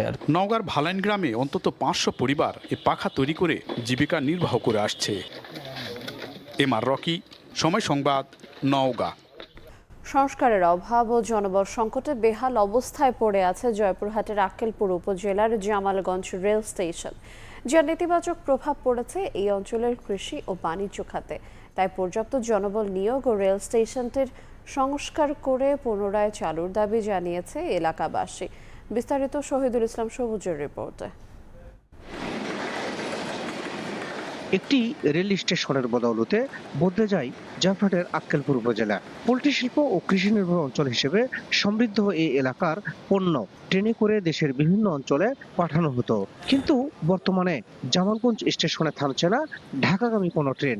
যাত্রা বিরতি না থাকায় উৎপাদিত পণ্য নিয়ে চরম বিপাকে এ অঞ্চলের মানুষ। এখানে কোনো ভালো স্টেশন না থাকার কারণে আমরা ভোগান্তির শিকার হই, বিশেষ করে পর্যটকরা। 2 নম্বরের গাড়ি এখানে চলাচল করে, 1 নম্বর লাইনটা কাজা পরিত্যক্ত হওয়ার কারণে বিভিন্ন যন্ত্রাংশ জিনিসগুলো চুরি হয়ে যাচ্ছে। বর্তমানে স্টেশনটিতে রাজশাহী থেকে নীলফামারীর চিলাহাটের উদ্দেশ্যে ছেড়ে যাওয়া তিতুমির এক্সপ্রেস এবং পার্বতীপুর জংশন থেকে খুলনার উদ্দেশ্যে ছেড়ে যাওয়া রকেট মেল ট্রেন দিনে একবার 2 নম্বর রেল লাইনে দাঁড়ালেও সেখানে শিশু, বৃদ্ধ ও রোগীদের উঠতে বেশ কষ্ট পোহাতে হয়। তড়িঘড়ি করে ট্রেনে উঠতে গিয়ে প্রায়ই ঘটছে দুর্ঘটনা। কোনো শৌচাগার নাই এবং এখানে যাত্রীদের যে ন্যূনতম যে যাত্রী সেবার মান এখানে বিঘ্নিত হইতেছে। আর এখানে ট্রাফিক কোনো কার্যক্রম পরিচালিত না হওয়ার কারণে স্টেশনটি একদম জরাজীর্ণ। কর্তৃপক্ষের যোগাযোগ করা হচ্ছে, আশা করা যায় অল্প সময়ের মধ্যে এগুলো হয়তো জনগণের চাহিদা অনুযায়ী এই বিষয়গুলো সমাধান করা যাবে। 2016 সালে স্টেশন মাস্টারের অনুপস্থিতি ও তীব্র জনবল সংকটে সিগন্যালিং কার্যক্রম বন্ধ করে দেওয়া হয়। শাহিদুল ইসলাম সবুজ, সময় সংবাদ, জয়পুরহাট। পর্যাপ্ত বৃষ্টি না হওয়ায় নিষেধাজ্ঞা সত্ত্বেও ভূগর্ভস্থ পানি উত্তোলন করে চাষাবাদ করছেন চাঁপাইনবাবগঞ্জের কৃষক। তারা বলছেন গভীর নলকূপের পানি ব্যবহার না করলে বেশিরভাগ জমি পতিত থাকবে। বিকল্প উপায়ে উপরিস্থ পানি ব্যবহারের তাগিদ কৃষি বিভাগের। আর নদী ও খালের পানিতে চাষাবাদের ব্যবস্থা নিতে পরিকল্পনার কথা জানায় বিএমডিএ। জাহাঙ্গীর আলমের পাঠানো তথ্য এবং শাহজাহান আলীর ছবি নিয়ে রিপোর্ট। রোপণ করা হচ্ছে আমনের চারা, কেউ প্রস্তুত করছেন জমি, সেখানে পানি দেওয়া হচ্ছে গভীর নলকূপ থেকে। আমন আবাদের জন্য চাঁপাইনবাবগঞ্জের কৃষক অপেক্ষা করেন বৃষ্টির জন্য।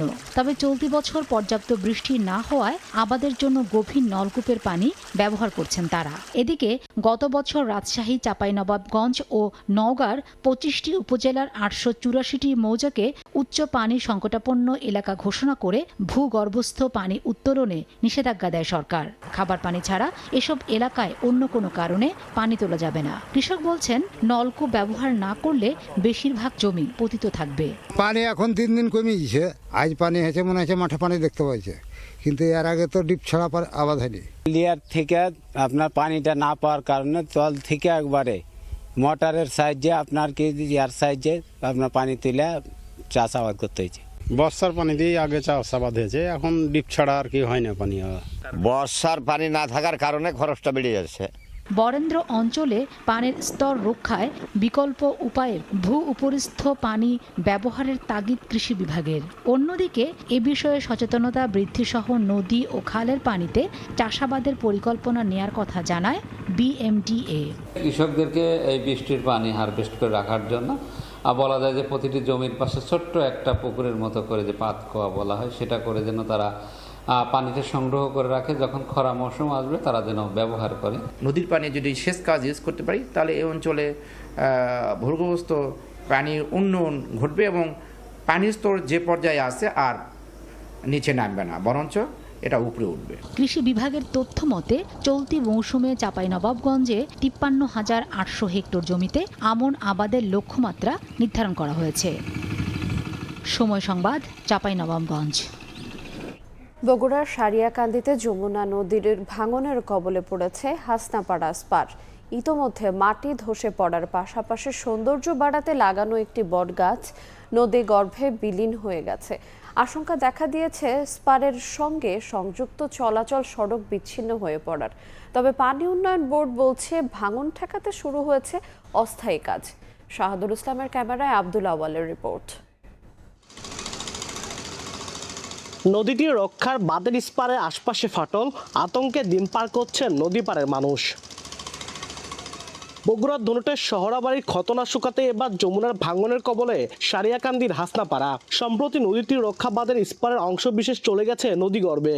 এমনকি স্পারের সৌন্দর্য বর্ধনের জন্য লাগানো একটি বটগাছও নদীতে বিলীন হয়। এতে করে স্পারের সঙ্গে থাকা গ্রামীণ পাকা সড়কটি ক্ষতিগ্রস্ত হওয়ার শঙ্কা দেখা দিয়েছে। এটা গেলে তো আমাদের তো মনে করেন যে এলাকাটা আমাদের একবারে ধ্বংস হয়ে যাবে। মানে ভাঙ্গে কাজ করে এভাবে করতে করতে মানে এত দূর চলে আসে গেছে। আমরা থুইয়া বাইরে মুখ চলে গেছি, আসে আর একটা জিনিস টেবিল চেয়ার যা ছিল ঘর সব কিছু নদীর মধ্যে গেছে। এই অবস্থায় ভাঙন ঠেকাতে প্রয়োজনীয় ব্যবস্থা নেওয়া হচ্ছে বলে জানায় স্থানীয় পানি উন্নয়ন বোর্ড। বাংলাদেশ পানি উন্নয়ন বোর্ডের তরফ থেকে তাৎক্ষণিকভাবে বালু ভর্তি জিও টিউব এবং জিও ব্যাগ খোলা হচ্ছে এবং দেখছেন যে অনেকটা ভাঙন রোধ করা সম্ভব হয়েছে। আমরা সার্ভে করছি ম্যাথমেটিক সার্ভে করছি, সার্ভে রিপোর্টের ভিত্তিতে যেখানে যেখানে স্কাউরিং হয়েছে সেখানে কিন্তু আমরা বস্তাগুলো ডাম্পিং করছি। এখন পর্যন্ত নদীটি রক্ষা বাঁধের স্পরের 30 মিটার অংশ চলে গেছে নদীগর্ভে। আব্দুল আউয়াল, সময় সংবাদ, বগুড়া। কুড়িগ্রামে ব্রহ্মপুত্র, ধরলা, তিস্তা ও দুধকুমারের অব্যাহত ভাঙনে ঘর বাড়ি, ফসলি জমি সহ বসত ভিটা হারিয়ে নিঃস্ব অন্তত 5 শতাধিক পরিবার। বর্ষার শুরু থেকে উজানের ঢলে কয়েক দফায় এসব নদ নদীর পানি ওঠানামা করায় যাত্রাপুরের সরকারপাড়া, বানিয়াপাড়া সহ 9 উপজেলার বিভিন্ন পয়েন্টে ভাঙন অব্যাহত রয়েছে। ফলে বসত ভিটা ও ফসলি জমি হারিয়ে নিঃস্ব প্রায় 5 শতাধিক পরিবার। হুমকিতে রয়েছে আরও শত শত বসত ভিটা, হাট, বাজার ও শিক্ষা প্রতিষ্ঠান। ভাঙন রোধে সরকারি কোনো ব্যবস্থা না নেয়ার দাবি স্থানীয়দের। তবে এর মধ্যে 46টি পয়েন্টে জরুরি ভিত্তিতে জিও ব্যাগ ফেলার ব্যবস্থা নেওয়ার কথা জানায় পানি উন্নয়ন বোর্ড। 3-4 বার ভাঙছে। ভাঙার পরে মনে করো নিঃস্ব হয়ে গেছি। নিঃস্ব হওয়ার পরে আমি তারপরে আবার এদিকে আসছি, আবার ভাঙন হচ্ছে। এখানে পানি বাড়লেই নদী ভাঙন শুরু হয়। এই বছরও আমার এখানে প্রায় 40-50টা বাড়ি ঘর দুয়ার মানুষ অনেক চড়ে সরিয়ে নিছে। এইখানে স্থায়ীভাবে কোনো সরকার এখনো কোনো কাজ দেয় নাই। নদী ভাঙনের কাজ ভালো করলে কাজ করে দেবে, না হলে বাড়ি আমাদের করে দিলে তাও আমাদের উপকার হবে। সকাল থেকে জমে ওঠে মানিকগঞ্জের 300 বছরের পুরানো ঐতিহ্যবাহী ধলেশ্বরী নদী পাড়ের ঘিওরের পাটের হাট। স্থানীয় কৃষকের পাশাপাশি পাট কিনতে দেশের নানা প্রান্ত থেকে আসেন পাইকাররা। পাটের দরদামের খবর জানাতে এই মুহূর্তে ঘিওর হাটে আছেন সহকর্মী মোহাম্মদ ইউসুফ আলী। সরাসরি যাব তার কাছে। ইউসুফ, এই যে ভাদ্রের কখনো গুড়ি গুড়ি বৃষ্টি, আকাশ ভরা মেঘের মধ্যে কিন্তু ঐতিহ্যবাহী এই 300 বছরের যে হাটটি, বন্দর হাট, এখানে কিন্তু পাট বেচা কিনা শুরু হয়ে গিয়েছে এবং সেই বেচা কিনা আমরা দেখছি যে সপ্তাহ ব্যবধানে পাটের দর কিন্তু বৃদ্ধি পেয়েছে এবং কৃষকরা কিন্তু খুশি হয়েছে। তো ভোর থেকেই কৃষক আর পাইকারে সরগরম মানিকগঞ্জের 300 বছর ঐতিহ্যবাহী ঘিওরের পাটের হাট। রিক্সা, ভ্যান, ট্রলার সহ ছোট ছোট যানবাহনের হাট পরিপূর্ণ সোয়ালি আসে। সপ্তাহ ব্যবধানে হাটে সরবরাহ কমায় মন প্রতি দর বেড়েছে 100 থেকে 200 টাকা পর্যন্ত। বাজারের সেরা পাটটি এই মুহূর্তে বেচাকেনা হচ্ছে মন প্রতি 3900 থেকে 4000 টাকা, যেটা গত হাটে বিক্রি হয়েছে 3800 টাকায়। আর মধ্যম মানের পাট বিক্রি হচ্ছে এই মুহূর্তে 3600 থেকে 3800 টাকা ও নিম্নমানের পাট বেচাকেনা হচ্ছে 3400 থেকে 3500 টাকায়। আমরা কৃষকদের সাথে কথা বলেছি। কৃষকরা বলছেন 4000 টাকা মন হওয়াতে স্বস্তি ফিরেছে পাটের দরে। তাদের অভিযোগ, এবার পাটের উৎপাদন খরচ বৃদ্ধি পেয়েছে, সরবরাহ এছাড়াও কিন্তু সার, বীজ ও শ্রমিকের দাম বেশি বলে তারা অভিযোগ করছে। আমরা ব্যবসায়ীদের সাথে কথা বলেছি। ব্যবসায়ীরা বলছেন সপ্তাহ ব্যবধানে হাটে পাটের সরবরাহ কমে আসায় বেড়েছে দাম। এছাড়াও কিন্তু বেড়েছে চাহিদা। কৃষকরা আরও বলছেন এই ভাদ্র মাসে প্রতিদিন বৃষ্টি থাকায় পাট শুকাতে তাদের সমস্যা হচ্ছে, যার জন্যে দাম বেশি। মানিকগঞ্জের ঘিওর এর এই হাটটি থেকে ঢাকা, চট্টগ্রাম, নারায়ণগঞ্জ, পাবনা, কুমিল্লা, ফরিদপুর, টাঙ্গাইল সহ বিভিন্ন মিলে এই পাটগুলো চলে যাচ্ছে। ব্যবসায়ীরা আরও বলছেন মিলগুলো কিন্তু এবছর নিয়মিত তাদের বিল দিয়ে যাচ্ছে, যার জন্যে জটলা রাখছে না। এবং কি মানিকগঞ্জের এই হাটটি কিন্তু যেহেতু 300 বছরের এবং কি এই হাটটিতে যেহেতু ঐতিহ্য রয়েছে, সড়ক পথ রয়েছে এবং নৌপথ রয়েছে, অর্থাৎ পদ্মা এবং কি কালীগঙ্গা, ধলেশ্বরী এবং কি যমুনা নদী হয়ে কিন্তু এখানে বিভিন্ন জায়গা থেকে পাট আসে, যার জন্য কিন্তু এখানে সরবরাহটা ভালো এবং কমপক্ষে 3 থেকে 3.5 কোটি টাকার পাট বেচা কিনা হয়, যা দেশের মধ্যে সবচেয়ে বেশি পাট বেচা কিনার হাট বলা হয়।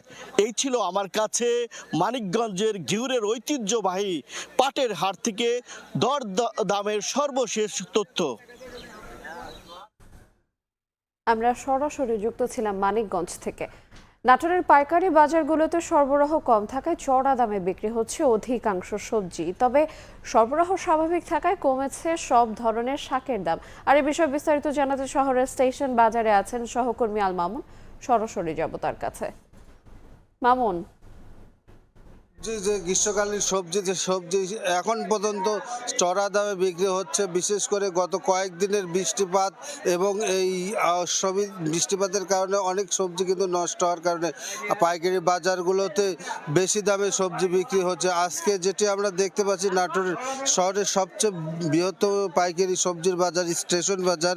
এখানে যেটি আমরা দেখতে পেয়েছি সকাল থেকে, যেটি পাইকারি যে দামে বিক্রি হচ্ছে, বেগুন 40 থেকে 50 টাকা, করলা রয়েছে 30 থেকে 50 টাকা, কচু যেটি সেটি 35 থেকে 40 টাকা, পটল 30 থেকে 35 টাকা, তরই 40 থেকে 45 টাকা, পেঁপে যেটি দেখছি 15 থেকে 20 টাকা, ঢেঁড়স 25 থেকে 30 টাকা, লাউ 20 থেকে 25 টাকা পিস, চাল কুমড়া যেটি রয়েছে সেটি 15 থেকে 20 টাকা পিস, যে আগাম সে ফুলকপি, সে ফুলকপি আমরা দেখেছি আজকে যেটি বিক্রি হয়েছে যে 60 থেকে 70 টাকা কেজি, এবং মূলা 30 থেকে 40 টাকা কেজি, করলা রয়েছে 35 থেকে 40 টাকা। তবে একটি বিষয় যেটি বলতে পারি, সবজির দাম চড়া থাকলেও শাকের দাম কিন্তু, সব ধরনের শাকের দাম কিন্তু কম রয়েছে।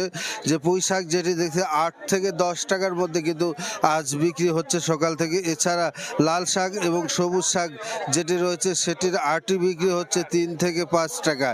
একটি বিষয় যেটি কৃষকরা বলছেন যে বর্ষা এবং বৃষ্টিপাত তারা কিন্তু বড় ধরনের ক্ষতিগ্রস্ত হয়েছে, যে দাম এই চড়া দামের কারণে কিছুটা তারা সেই বৃষ্টির ক্ষতি পুষে উঠতে পারবেন বলে। তবে নিম্ন আয়ের যে মানুষ রয়েছে সে মানুষরা কিন্তু যারা বলছে যে এই পাইকারি বাজারের থেকে খুচরা পর্যায়ে প্রতি কেজি সবজিতে 15 থেকে 20 টাকা আরও বেশি দামে খুচরা বিক্রেতা বিক্রি করেন। ফলে প্রায় পাইকারি বাজারের খুচরা বাজারের দাম আরও বৃদ্ধি হয়।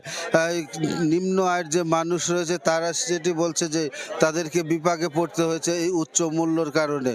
একটি বিষয় যেটি আমরা জানি যে নাটোরের 65 যে খুচরা এবং পাইকারি যে বাজার রয়েছে, বাজারের যে সবজি, সেই সবজি কিন্তু প্রতিদিন জেলার চাহিদা যে 700 মেট্রিক টনের মতো, এবং পাশাপাশি যে জেলার বাইরে রয়েছে আর 300 মেট্রিক টন, মোট 1000 মেট্রিক টন প্রতিদিনের যে সবজি উত্তোলন এবং বিভিন্ন জেলায় সরবরাহ করে হয়ে থাকে। সেই অনুযায়ী কিন্তু সরবরাহ না হওয়ার কারণে এই দাম কিন্তু একটু চড়া রয়েছে। তো এই ছিল আমার কাছে স্টেশন বাজার থেকে সবজি বাজারের সর্বশেষ। সরাসরি যুক্ত ছিলাম নাটোর থেকে। সপ্তাহ ব্যবধানে গাইবান্ধার বাজারে সরবরাহ বাড়ায় কমেছে বিভিন্ন মাছের দাম। তবে বৃষ্টিতে উৎপাদন ব্যাহত হওয়ায় লালমনিরহাটে ঊর্ধ্বমুখী সবজির দর। গাইবান্ধার বিভিন্ন বাজারে বেড়েছে প্রাকৃতিক জলাশয়ের মাছের সরবরাহ। প্রকারভেদে দেশি মাছের কেজিতে কমেছে 200 থেকে 400 টাকা পর্যন্ত। কয়েকদিনের বৃষ্টির মধ্যে প্রাকৃতিক জলাশয়ের মাছ ধরা পড়েছে বেশি। তবে আবহাওয়া অনুকূলে না থাকায় চাষের মাছ বাজারে কম তুলেছেন চাষি ও ব্যবসায়ীরা। এতে কিছুটা বেড়েছে দামও। দেশি মাছের দাম অনেক কম আগের চেয়ে। আগে চাষের মাছের একটু কম, দামও বেশি চাষের মাছ। এদিকে বৈরী আবহাওয়ার প্রভাব পড়েছে লালমনিরহাটের সবজি বাজারে। বেগুন, পটল, শসা সহ বিভিন্ন শাকসবজির বাজার ঊর্ধ্বমুখী। যে কোনো মাল অল্প দামে পাওয়া যাচ্ছে। মাল সবসময় টাটকা পাওয়া যায়, এই কারণে এই বড় বাড়িতে মানুষ সবচেয়ে বেশি পাইকাররা আছে। তবে বৃষ্টি কমে এলে সবজির দাম কিছুটা সহনীয় পর্যায়ে আসবে বলে জানিয়েছেন ব্যবসায়ীরা। মনিরুজ্জামান প্রান্ত, সময় সংবাদ। ভোরের সময় ছিল আমার কাছে। পরবর্তী সংবাদগুলো জানাতে যুক্ত হবেন সহকর্মী সাবরিনা মজুমদার। আইরিন, ধন্যবাদ আপনাকে। পরবর্তী সংবাদগুলো জানাতে যুক্ত হব আমি, সাবরিনা মজুমদার। পাবনায় অস্বাভাবিক হারে বেড়েছে বেওয়ারিশ কুকুরের সংখ্যা। সম্প্রতি কুকুরের আক্রমণে আহত হয় মায়ের কোলে থাকা 7 মাসের শিশু। এছাড়া গেল 2 সপ্তাহে জেলায় নারী ও শিশুসহ কুকুরের কামড়ে আক্রান্ত হয়েছে অন্তত অর্ধশত। পুরসভা ও সংশ্লিষ্ট প্রশাসনের উদাসীনতায় ক্ষুব্ধ স্থানীয়রা। আসিফ মাহমুদের ছবিতে সবুজ মোল্লার রিপোর্ট। 7 মাসের শিশু রায়হান সম্প্রতি পাবনার লস্করপুরে তাকে কোলে নিয়ে বাড়ির বাইরে বের হন মা মাছুরা খাতুন। কিছু বুঝে ওঠার আগেই তার উপর হামলা করে একদল বেওয়ারিশ কুকুর। শরীরের বিভিন্ন অংশে কামড়ে ক্ষত বিক্ষত করে মায়ের কোলে থাকা শিশুটিকে। পাবনা জেনারেল হাসপাতালে প্রাথমিকভাবে চিকিৎসা নেওয়ার পর এখন ঢাকায় চলছে শিশুটির চিকিৎসা। শুধু রায়হানই নন, বেওয়ারিশ কুকুরের আক্রমণে দৃষ্টিশক্তি হারানোর উপক্রম 7 বছরের শিশু আরাফাত শেখের। একইভাবে বেওয়ারিশ কুকুরের কামড়ে নারী ও শিশুসহ অর্ধশত আহত রয়েছেন জেলায়, অথচ উদাসীন পৌরসভা ও সংশ্লিষ্ট প্রশাসন বলে দাবি এলাকাবাসীর। কুত্তাগুলো এখন বাচ্চা কাচ্চা বয়স্ক মানুষকে কামড়াইছে। কুকুরগুলো মাইনে দিলে পরে সবার জন্যই ভালো। সরকার বলতেছে সব জায়গায় ফ্রি ভ্যাকসিন দিচ্ছি, কিন্তু আসলে ফ্রি ভ্যাকসিন তো কেউ পাচ্ছে না। এগুলো সরকারিভাবে দেওয়ার কথা, কিন্তু এগুলা তা দিচ্ছে না। রোগীগুলো বাইরে থেকে কিনতেছে, সবাই তো আর সমান না। নার্স হিসেবে যতটুকু সেবা প্রদান করা আমরা আমাদের আপ্রাণ চেষ্টা করছি ভালোভাবে সেবা দেওয়ার জন্য। কয়েকটা রোগীর অবস্থা বেশি ইনজুরি হওয়ার কারণে আমাদের হসপিটালে ভর্তি দেওয়া হয়েছে। প্রাণী সম্পদ অধিদপ্তরের সঙ্গে সমন্বয় করে ব্যবস্থা নেওয়ার আশ্বাস পৌর কর্তৃপক্ষের। উপজেলা আইন শৃঙ্খলা কমিটির মিটিং এবং সমন্বয় সভাতে একটা সিদ্ধান্ত নেওয়া হয়েছিল যে পানি সম্পদ অধিদপ্তরের সাথে সমন্বয় করে পৌরসভা এটার একটা ব্যবস্থা নেবে। ইতিমধ্যে আমরা পানি সম্পদ অধিদপ্তরের সঙ্গে কথা বলেছি এবং আমরা এটা খুব দ্রুত একটা নিধনের একটা ব্যবস্থা নেব। গত 1 মাসে জেলায় কুকুরের কামড়ে আহত হয়েছেন শিশুসহ অন্তত শতাধিক নারী পুরুষ। সবুজ মোল্লা, সময় সংবাদ, পাবনা। ভোরের সময় আরো থাকছে, ইরানের সঙ্গে আলোচনা চলছে না, নতুন কোনো বৈঠকও নির্ধারিত হয়নি, জানালেন ডোনাল্ড ট্রাম্প। শর্ত পূরণ না হলে হরমুজ বন্ধ থাকবে, কড়া জবাব তেহরানের। কুমিল্লায় ট্রেনে কাটা পড়ে দাদি ও নাতনি নিহত হয়েছেন। মঙ্গলবার সন্ধ্যা 7টার দিকে শাসনগাছা ক্রসিং এলাকায় এই ঘটনা ঘটে। পুলিশ জানায়, ঢাকা থেকে ছেড়ে আসা সুবর্ণ এক্সপ্রেস ট্রেনটি কুমিল্লা রেল স্টেশনের প্রবেশ মুখে পৌঁছলে জ্যোৎস্না বেগম ও তার নাতনি চাঁদনি আক্তার রেললাইন পার হওয়ার চেষ্টা করছিলেন। এ সময় ট্রেনের নিচে কাটা পড়ে ঘটনাস্থলেই নিহত হন তারা। খবর পেয়ে পুলিশ ঘটনাস্থল থেকে মরদেহ উদ্ধার করে মর্গে পাঠায়।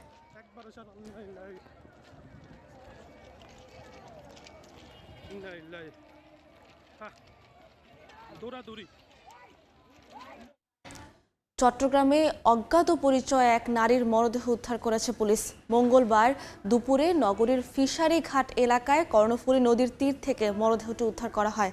পুলিশ জানায়, স্থানীয়রা মরদেহটি ভেসে থাকতে দেখে থানায় খবর দেন। পরে নৌ পুলিশের সদস্যরা ঘটনাস্থলে গিয়ে মরদেহটি উদ্ধার করেন। লাশটি প্রায় 30 থেকে 35 ঘন্টা পানিতে থাকার পর নদীর তীরে ভেসে এসেছে বলে ধারণা পুলিশের। পরিচয় শনাক্ত পরবর্তী আইনগত ব্যবস্থা নেওয়া হবে বলে জানায় পুলিশ। হরমুজ প্রণালী ঘিরে ইরান যুক্তরাষ্ট্র উত্তেজনা তুঙ্গে। ইরানের সঙ্গে আলোচনা চলছে না বলে জানিয়েছেন মার্কিন প্রেসিডেন্ট ডোনাল্ড ট্রাম্প। জবাবে ইরানের পররাষ্ট্রমন্ত্রী আব্বাস আরাকচি বলেন, যুক্তরাষ্ট্রই আলোচনার জন্য অনুনয় করছে।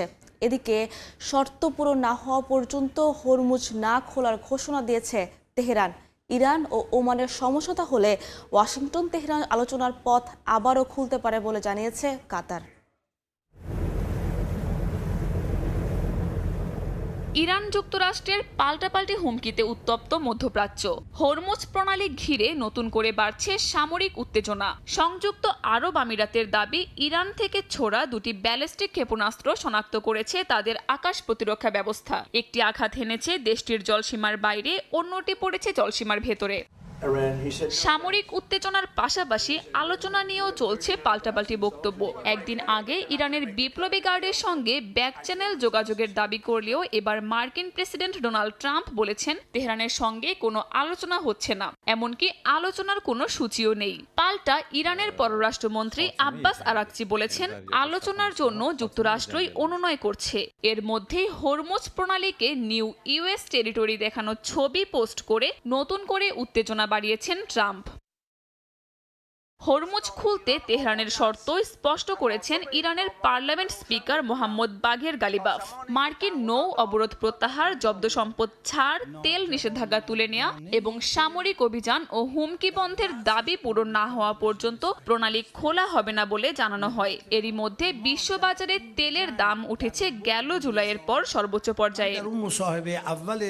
এদিকে অচলাবস্থা কাটাতে ইরান ও ওমানের মধ্যে চলছে আলাদা আলোচনা। হরমুজ ব্যবস্থাপনা নিয়ে দুই দেশের সমঝোতা হলে যুক্তরাষ্ট্র ইরান আলোচনা আবারও শুরু করা সহজ হবে বলে জানিয়েছে কাতার। আঞ্চলিক সূত্রের দাবি, পাকিস্তানের মাধ্যমেও ওয়াশিংটন তেহরানের পরোক্ষ যোগাযোগ চলছে।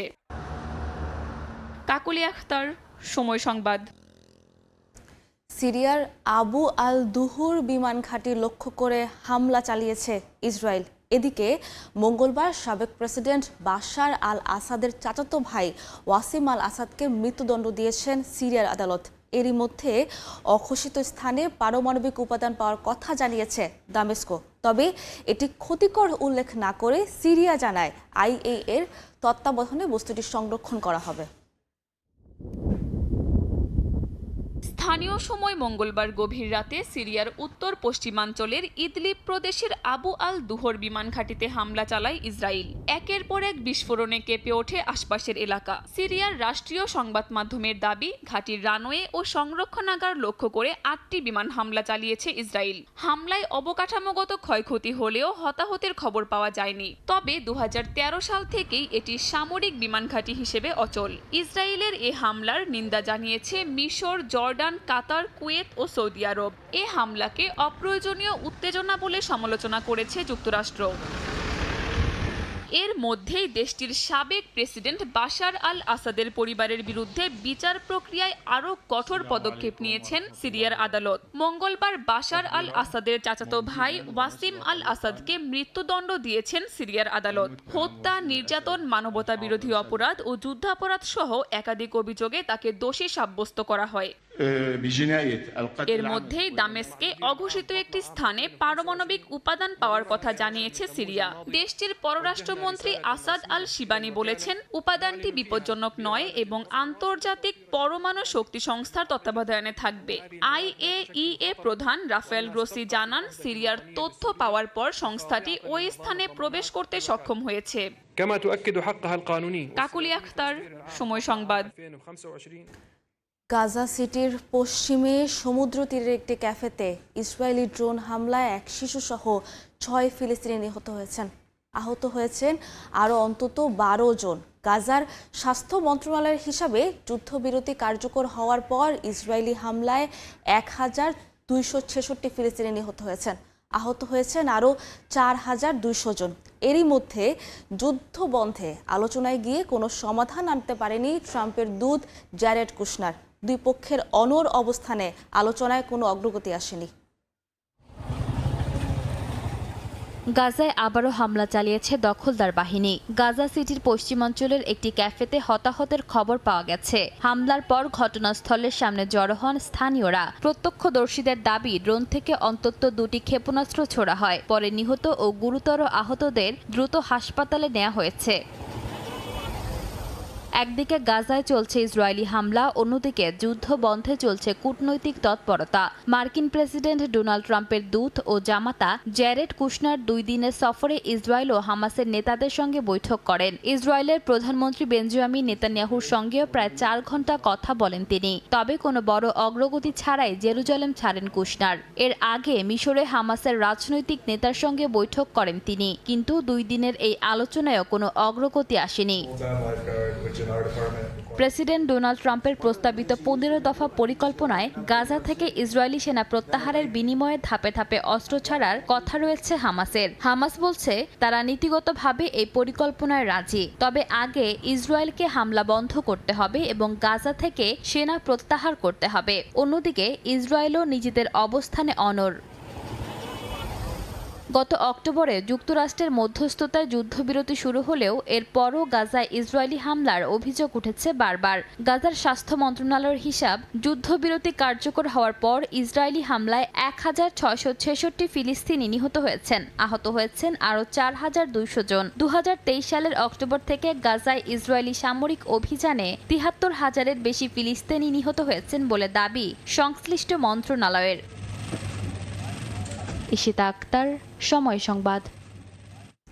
ইউক্রেনের খার্কিভে ভয়াবহ ক্ষেপণাস্ত্র হামলা চালিয়েছে রুশ বাহিনী। স্থানীয় সময় মঙ্গলবারের এই হামলায় প্রাণ হারান অন্তত ১০ জন, আহত হন আরও ১৭ জন। রুশ ভূখণ্ডে পাল্টা হামলা চালিয়েছে ইউক্রেনীয় সেনারা। রাশিয়ার বিরুদ্ধে ইউক্রেনকে শতভাগ সমর্থন দেওয়ার কথা জানিয়েছেন ব্রিটিশ প্রধানমন্ত্রী অ্যান্ডি বার্নহ্যাম। এদিকে মঙ্গলবার কিয়েভে বেলজিয়ামের পররাষ্ট্রমন্ত্রীর সঙ্গে বৈঠকে জব্দ করা রুশ সম্পদ ব্যবস্থাপনা নিয়ে আলোচনা করেছেন জেলেনস্কি। অন্যদিকে রোমানিয়ায় সম্ভাব্য রুশ হামলা রুখতে বড় সামরিক মহড়া চালিয়েছে ন্যাটো সেনারা। এরই মধ্যে যুদ্ধকালীন নির্বাচনের আহ্বান জানিয়েছেন ইউক্রেনের ক্ষমতাচ্যুত প্রতিরক্ষামন্ত্রী। স্থানীয় সময় মঙ্গলবার ইউক্রেনের খার্কিভে ১ মিনিটেরও কম ব্যবধানে আঘাত হানে দুটি রুশ ক্ষেপণাস্ত্র। এতে হতাহত হন বেশ কয়েকজন। ইউক্রেনের প্রেসিডেন্ট ভলোদিমির জেলেনস্কি এ হামলাকে নিষ্ঠুর আখ্যা দিয়ে রাশিয়াকে পাল্টা জবাব দেওয়ার হুঁশিয়ারি দিয়েছেন। এর মধ্যেই নতুন করে উদ্বেগ ছড়িয়েছে জাপোরিজিয়া পারমাণবিক বিদ্যুৎ কেন্দ্র ঘিরে। জানা গেছে, কর্মীদের ব্যবহৃত একটি বাস স্টপে ইউক্রেনীয় ড্রোন বিস্ফোরণে বেশ কয়েকজন হতাহত হয়েছেন। পারমাণবিক স্থাপনা ও এর কর্মীদের লক্ষ্য করে এমন কর্মকাণ্ড অবিলম্বে বন্ধের আহ্বান জানিয়েছেন কর্তৃপক্ষ। ইউক্রেনের এই বৃহত্তম পারমাণবিক বিদ্যুৎ কেন্দ্রটি ২০২২ সাল থেকেই রুশ বাহিনীর নিয়ন্ত্রণে। তবে হামলা শুধু ইউক্রেনের ভূখণ্ডে সীমাবদ্ধ নেই। ইউক্রেনের দাবি, রাশিয়ার রোস্তভ অঞ্চলের একটি গুরুত্বপূর্ণ রুশ সামরিক শিল্প কারখানায় হামলা চালিয়ে বিস্ফোরক ও গান পাউডার উৎপাদনের 2টি ওয়ার্কশপ ধ্বংস করা হয়েছে। এই পাল্টাপাল্টি হামলার মধ্যেই আরও বাড়ছে রাশিয়া পশ্চিমা টানাপোড়েন। ব্রিটিশ প্রধানমন্ত্রী অ্যান্ডি বার্নহাম বলেছেন, রাশিয়ার বিরুদ্ধে ইউক্রেনকে শতভাগ সমর্থন দিয়ে যাবে ব্রিটেন। জবাবে রুশ পররাষ্ট্রমন্ত্রী সের্গেই লেভরভ জানান, রুশ ভূখণ্ডে ব্রিটিশ অস্ত্র ব্যবহার হলে সেটিকে যুদ্ধে ব্রিটেনের সরাসরি অংশগ্রহণ হিসেবে বিবেচনা করার অধিকার মস্কোর রয়েছে। মঙ্গলবার কিয়েভে বেলজিয়ামের পররাষ্ট্রমন্ত্রীর সঙ্গে বৈঠকে সামরিক সহায়তা, ইউরোপীয় ইউনিয়নের সদস্যপদ এবং জব্দ করা রুশ সম্পদ ব্যবস্থাপনা নিয়ে আলোচনা করেছেন ইউক্রেনের প্রেসিডেন্ট ভলোদিমির জেলেনস্কি। বেলজিয়ামের সঙ্গে নতুন ড্রোন চুক্তি চূড়ান্ত করার কাজ চলছে বলেও জানান তিনি। এদিকে রোমানিয়ায় ১,০০০-এর বেশি সেনা নিয়ে বড় সামরিক মহড়া চালিয়েছে ন্যাটো। ইউক্রেন সীমান্তবর্তী দেশটিতে সম্ভাব্য বড় ধরনের রুশ আক্রমণ মোকাবিলায় সক্ষমতা পরীক্ষা করা হয়। অন্যদিকে স্থানীয় সময় মঙ্গলবার যুদ্ধের মধ্যেই ইউক্রেনে নির্বাচনের দাবি তুলে প্রেসিডেন্ট ভলোদিমির জেলেনস্কির নেতৃত্বকে সরাসরি চ্যালেঞ্জ করেছেন সাবেক প্রতিরক্ষা মন্ত্রী মিখাইলো ফেদোরভ। তার অভিযোগ, দীর্ঘ যুদ্ধের মধ্যে দেশটিতে তৈরি হয়েছে সিস্টেমেটিক গভর্নেন্স ক্রাইসিস। তবে ইউক্রেনের আইনে যুদ্ধাবস্থায় নির্বাচন আয়োজন নিষিদ্ধ। কাকুলি আখতার, সময় সংবাদ। মধ্যপ্রাচ্যের যুদ্ধের কারণে হরমুজ ও বাব আল মান্দাব যখন ঝুঁকিপূর্ণ, তখন বিকল্প বাণিজ্য পথে নজর চীনের। আর্কটিক মহাসাগর পেরিয়ে ইউরোপে পণ্য পৌঁছাবে বেজিংয়ের নতুন আইস সিল্ক রোড। সুয়েজের তুলনায় প্রায় অর্ধেক সময় যাত্রা শেষ হলেও বরফ, আবহাওয়া ও রাশিয়ার নিয়ন্ত্রণ এখনও বড় চ্যালেঞ্জ।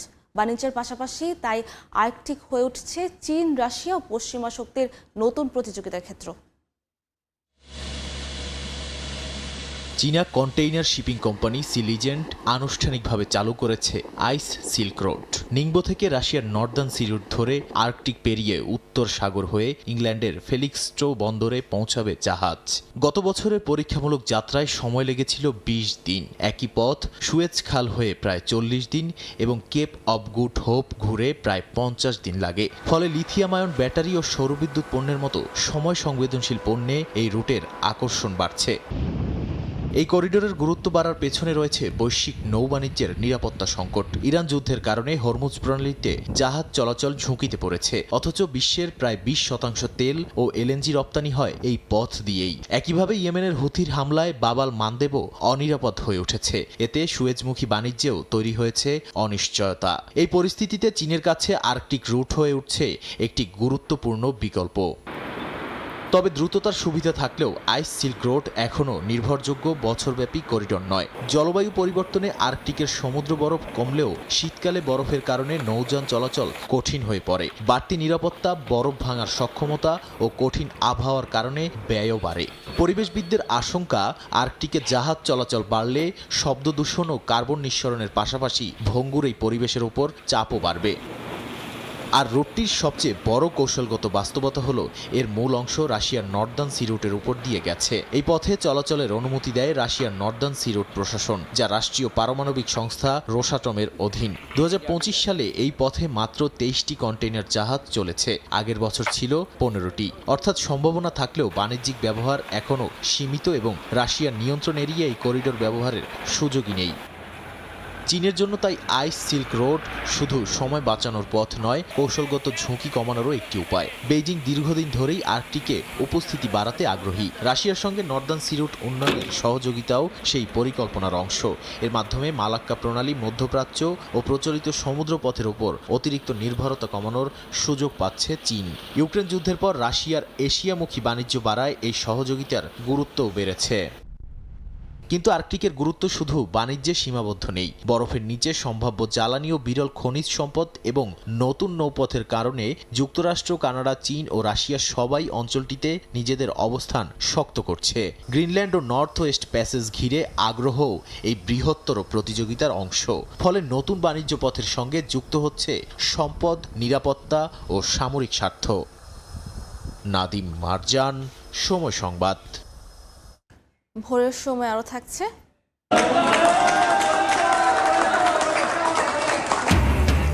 জয়ের সুখ স্মৃতি নিয়ে ডারউইন থেকে ম্যাকাইয়ে বাংলাদেশ। প্রবাসী বাঙালি সমর্থকদের ভালোবাসায় সিক্ত টাইগাররা নতুন ভেন্যুতে ইতিহাস করার স্বপ্ন। পূর্ব লন্ডনের নিউহ্যাম এলাকায় দুর্বৃত্তের গুলিতে মাসুম আহমেদ নামের 40 বছর বয়সী এক বাংলাদেশি নিহত হয়েছেন। স্থানীয় সময় মঙ্গলবার ভোরে এলাকাটির সেন্ট বার্থোলোমিউস রোডে একটি গাড়ির ভেতর থেকে গুলিবিদ্ধ অবস্থায় তাকে উদ্ধার করে পুলিশ। চিকিৎসা কর্মীরা তাকে বাঁচানোর চেষ্টা করলেও ঘটনাস্থলেই তার মৃত্যু হয়। এই হত্যাকাণ্ডের সঙ্গে কারা জড়িত তা এখনও নিশ্চিত করতে পারেনি মেট্রোপলিটন পুলিশ। ঘটনাস্থল ঘিরে রেখে আলামত সংগ্রহ করছেন গোয়েন্দারা। এই ঘটনায় এখন পর্যন্ত কাউকে গ্রেফতার করা হয়নি। ঘটনার সময় এলাকায় থাকা প্রত্যক্ষদর্শী কিংবা কোনো ভিডিও ফুটেজ পাওয়া গেলে পুলিশকে জানানোর আহ্বান জানানো হয়েছে। নিহত মাসুম আহমেদের গ্রামের বাড়ি সিলেটের বিশ্বনাথ পৌরসভার কারিকোনা গ্রামে। চলতি বছর কানাডায় এখন পর্যন্ত দাবানলে পুড়ে গেছে 40,000 বর্গ কিলোমিটারেরও বেশি এলাকা, যা দেশটির নোভা স্কোশিয়া প্রদেশের সমান।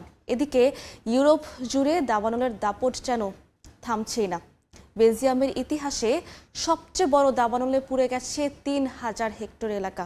সার্বিয়ার বনাঞ্চল 3 সপ্তাহেরও বেশি সময় ধরে জ্বলছে আগুন। বিশেষজ্ঞদের মতে আগুনের পেছনের সবচেয়ে বড় কারণ তীব্র গরম আর ভয়াবহ খরা। কোনোভাবেই থামানো যাচ্ছে না দাবদাহ। চলতি বছর কানাডায় এখন পর্যন্ত দাবানলে পুড়ে গেছে 40,000 বর্গ কিলোমিটারেরও বেশি এলাকা, যা দেশটির নোভা স্কোশিয়া প্রদেশের সমান। ইতিহাসে এই প্রথম টানা 4 বছর ধরে দেশটির বিশাল বনভূমি দাবানলে পুড়ছে। বর্তমানে পুরো কানাডা জুড়ে সক্রিয় রয়েছে 580টি দাবানল। এর মধ্যে 300টি আগুন এখনও নিয়ন্ত্রণের বাইরে।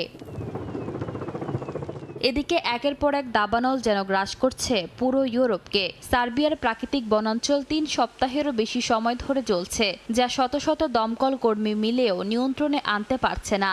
এর মধ্যে দেশটির 3,500 হেক্টরের বেশি বন, তৃণভূমি ও নিচু গাছপালা পুড়ে গেছে। উচ্চ তাপমাত্রা আর দিক পরিবর্তনকারী প্রবল বাতাসে আগুন আরও ব্যাপকভাবে ছড়িয়ে পড়ছে। দাবানলের ভয়াবহতার নজির গড়েছে বেলজিয়াম। দেশটির ইতিহাসে সবচেয়ে বড় দাবানলে পড়ে গেছে প্রায় 3000 হেক্টর এলাকা। ওয়েমেসের বনাঞ্চলের নিচে বছরের পর বছর জমে থাকা শুকনো ও পচা গাছপালার স্তরেও আগুন ধরেছে। তাই ওপর থেকে দেখা না গেলেও মাটির নিচে জ্বলছে আগুন। কোথায় আগুন লুকিয়ে আছে সেটা খুঁজে বের করাই এখন দমকল কর্মীদের জন্য বড় চ্যালেঞ্জ। আগুন পুরোপুরি নেভাতে কয়েক মাসও লেগে যেতে পারে বলে আশঙ্কা দমকল কর্মীদের। বেলজিয়াম, জার্মানি ও লুক্সেমবার্গের প্রায় 500 দমকল কর্মীর সঙ্গে কৃষক, সেনাবাহিনী ও ইউরোপীয় ইউনিয়নের জরুরি বিমানও আগুন নিয়ন্ত্রণে কাজ করছে। চলতি বছর ব্রিটেনে 5টি তাপপ্রবাহ হয়েছে। সরকারি তথ্য বলছে প্রায় 4,50,00,000 মানুষ এখন খরায় আক্রান্ত এলাকায় বসবাস করছেন। খরায় ক্ষতিগ্রস্ত কৃষকদের জন্য অতিরিক্ত 6,50,00,000 পাউন্ড সহায়তা ঘোষণা করেছে দেশটির সরকার। আগুনের পেছনে সবচেয়ে বড় কারণ তীব্র গরম আর ভয়াবহ খরা পরিস্থিতি বলে মনে করছেন বিশ্লেষকরা। ইশিতা আক্তার, সময় সংবাদ। কঠোর অভিবাসন নীতির কারণে মালদ্বীপে কর্মরত প্রায় 50,000 প্রবাসী বাংলাদেশের উপর ঝুলতে থাকা গণবহিষ্কারের সিদ্ধান্ত আপাতত স্থগিত করেছে দেশটির সরকার। সংশ্লিষ্টরা জানান, বাংলাদেশ সরকারের জোরালো কূটনৈতিক তৎপরতা ও শীর্ষ পর্যায়ের দ্বিপক্ষীয় বৈঠকের পর এই স্বস্তিদায়ক সিদ্ধান্ত এসেছে। খন্দকার ওমর ফারুকের তথ্য, ছবিতে বিস্তারিত। মালদ্বীপের অভিবাসন আইন অনুযায়ী কোনো দেশ থেকে সর্বোচ্চ 1 লাখ অভিবাসী কর্মী নেওয়ার সুযোগ রয়েছে। তবে বর্তমানে দেশটিতে বসবাসরত প্রবাসী বাংলাদেশিদের সংখ্যা প্রায় 1.5 লাখে পৌঁছে যাওয়ায় তৈরি হয়েছে আইনি জটিলতা। দেশটির কঠোর অভিবাসন নীতির কারণে অতিরিক্ত প্রায় 50,000 প্রবাসী বাংলাদেশিকে দেশে পাঠানোর আশঙ্কা তৈরি হয়। তবে জানা গেছে, বাংলাদেশ সরকারের কূটনৈতিক তৎপরতা ও শীর্ষ পর্যায়ের দ্বিপক্ষীয় বৈঠকের পর সিদ্ধান্ত আপাতত স্থগিত করেছে দেশটির সরকার। এ সংকট নিরসনে গেল মাসে পররাষ্ট্রমন্ত্রী ডক্টর খলিলুর রহমান ও দেশটিতে নিযুক্ত বাংলাদেশ হাইকমিশনার ডক্টর মোহাম্মদ নাজমুল ইসলামের সঙ্গে মালদ্বীপের রাষ্ট্রপতি ও পররাষ্ট্রমন্ত্রীর বৈঠক হয়। হঠাৎ করে বিপুল সংখ্যক প্রবাসী কর্মীকে ফেরত পাঠালে একদিকে যেমন মানবিক সংকট তৈরি হতে পারে, তেমনি মালদ্বীপের পর্যটন ও নির্মাণ খাত বড় ধাক্কা খাবে, এমনটাই আলোচনায় তুলে ধরে বাংলাদেশ। এ অবস্থায় সিদ্ধান্ত স্থগিত রাখতে সম্মত হয় মালদ্বীপ। এতে দেশটিতে বসবাসরত প্রবাসী বাংলাদেশিদের মাঝে স্বস্তি ফিরেছে। বর্তমান হাইকমিশনের বিভিন্ন ভূমিকা প্রশংসনীয় এবং আমরা চাই আমাদের প্রবাসীদের জন্য আপনি আরো কিছুদিন কাজ করেন, এভাবে কাজ করা অব্যাহত রাখেন, যাতে করে এদেশের সরকার আমাদের জন্য যে স্থায়ী যে অব্যাহতি দিয়েছে সেটা যত স্থায়ীভাবে সমাধান করে দেয় আমাদের জন্য। যাদের ভিসাপত্র ঠিকঠাক নেই তাদের যে একটা ধরপাকড় বা যে একটা এর মধ্যে ছিল, ক্রাইসিস মুহূর্ত ছিল, এই জিনিসটা অনেকটাই উনি আসার পরে আমরা সমাধানের লক্ষ্য আমরা দেখছি।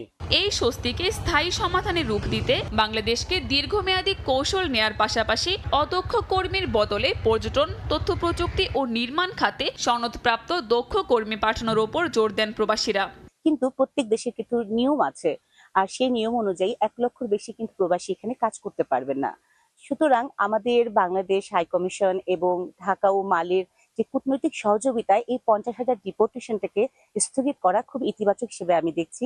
এজন্য আমি সরকারকে, মালের সরকার এবং আমাদের বাংলাদেশ হাইকমিশনার সবাইকে অন্তর থেকে ধন্যবাদ জানাই। এই স্থগিতাদেশে একদিকে যেমন প্রবাসী বাংলাদেশিদের মধ্যে স্বস্তি ফিরেছে, অন্যদিকে দেশটির গুরুত্বপূর্ণ শ্রমবাজারে বাংলাদেশের অবস্থান ধরে রাখার জন্য নতুন কূটনৈতিক সুযোগও তৈরি হয়েছে বলে জানান সংশ্লিষ্টরা।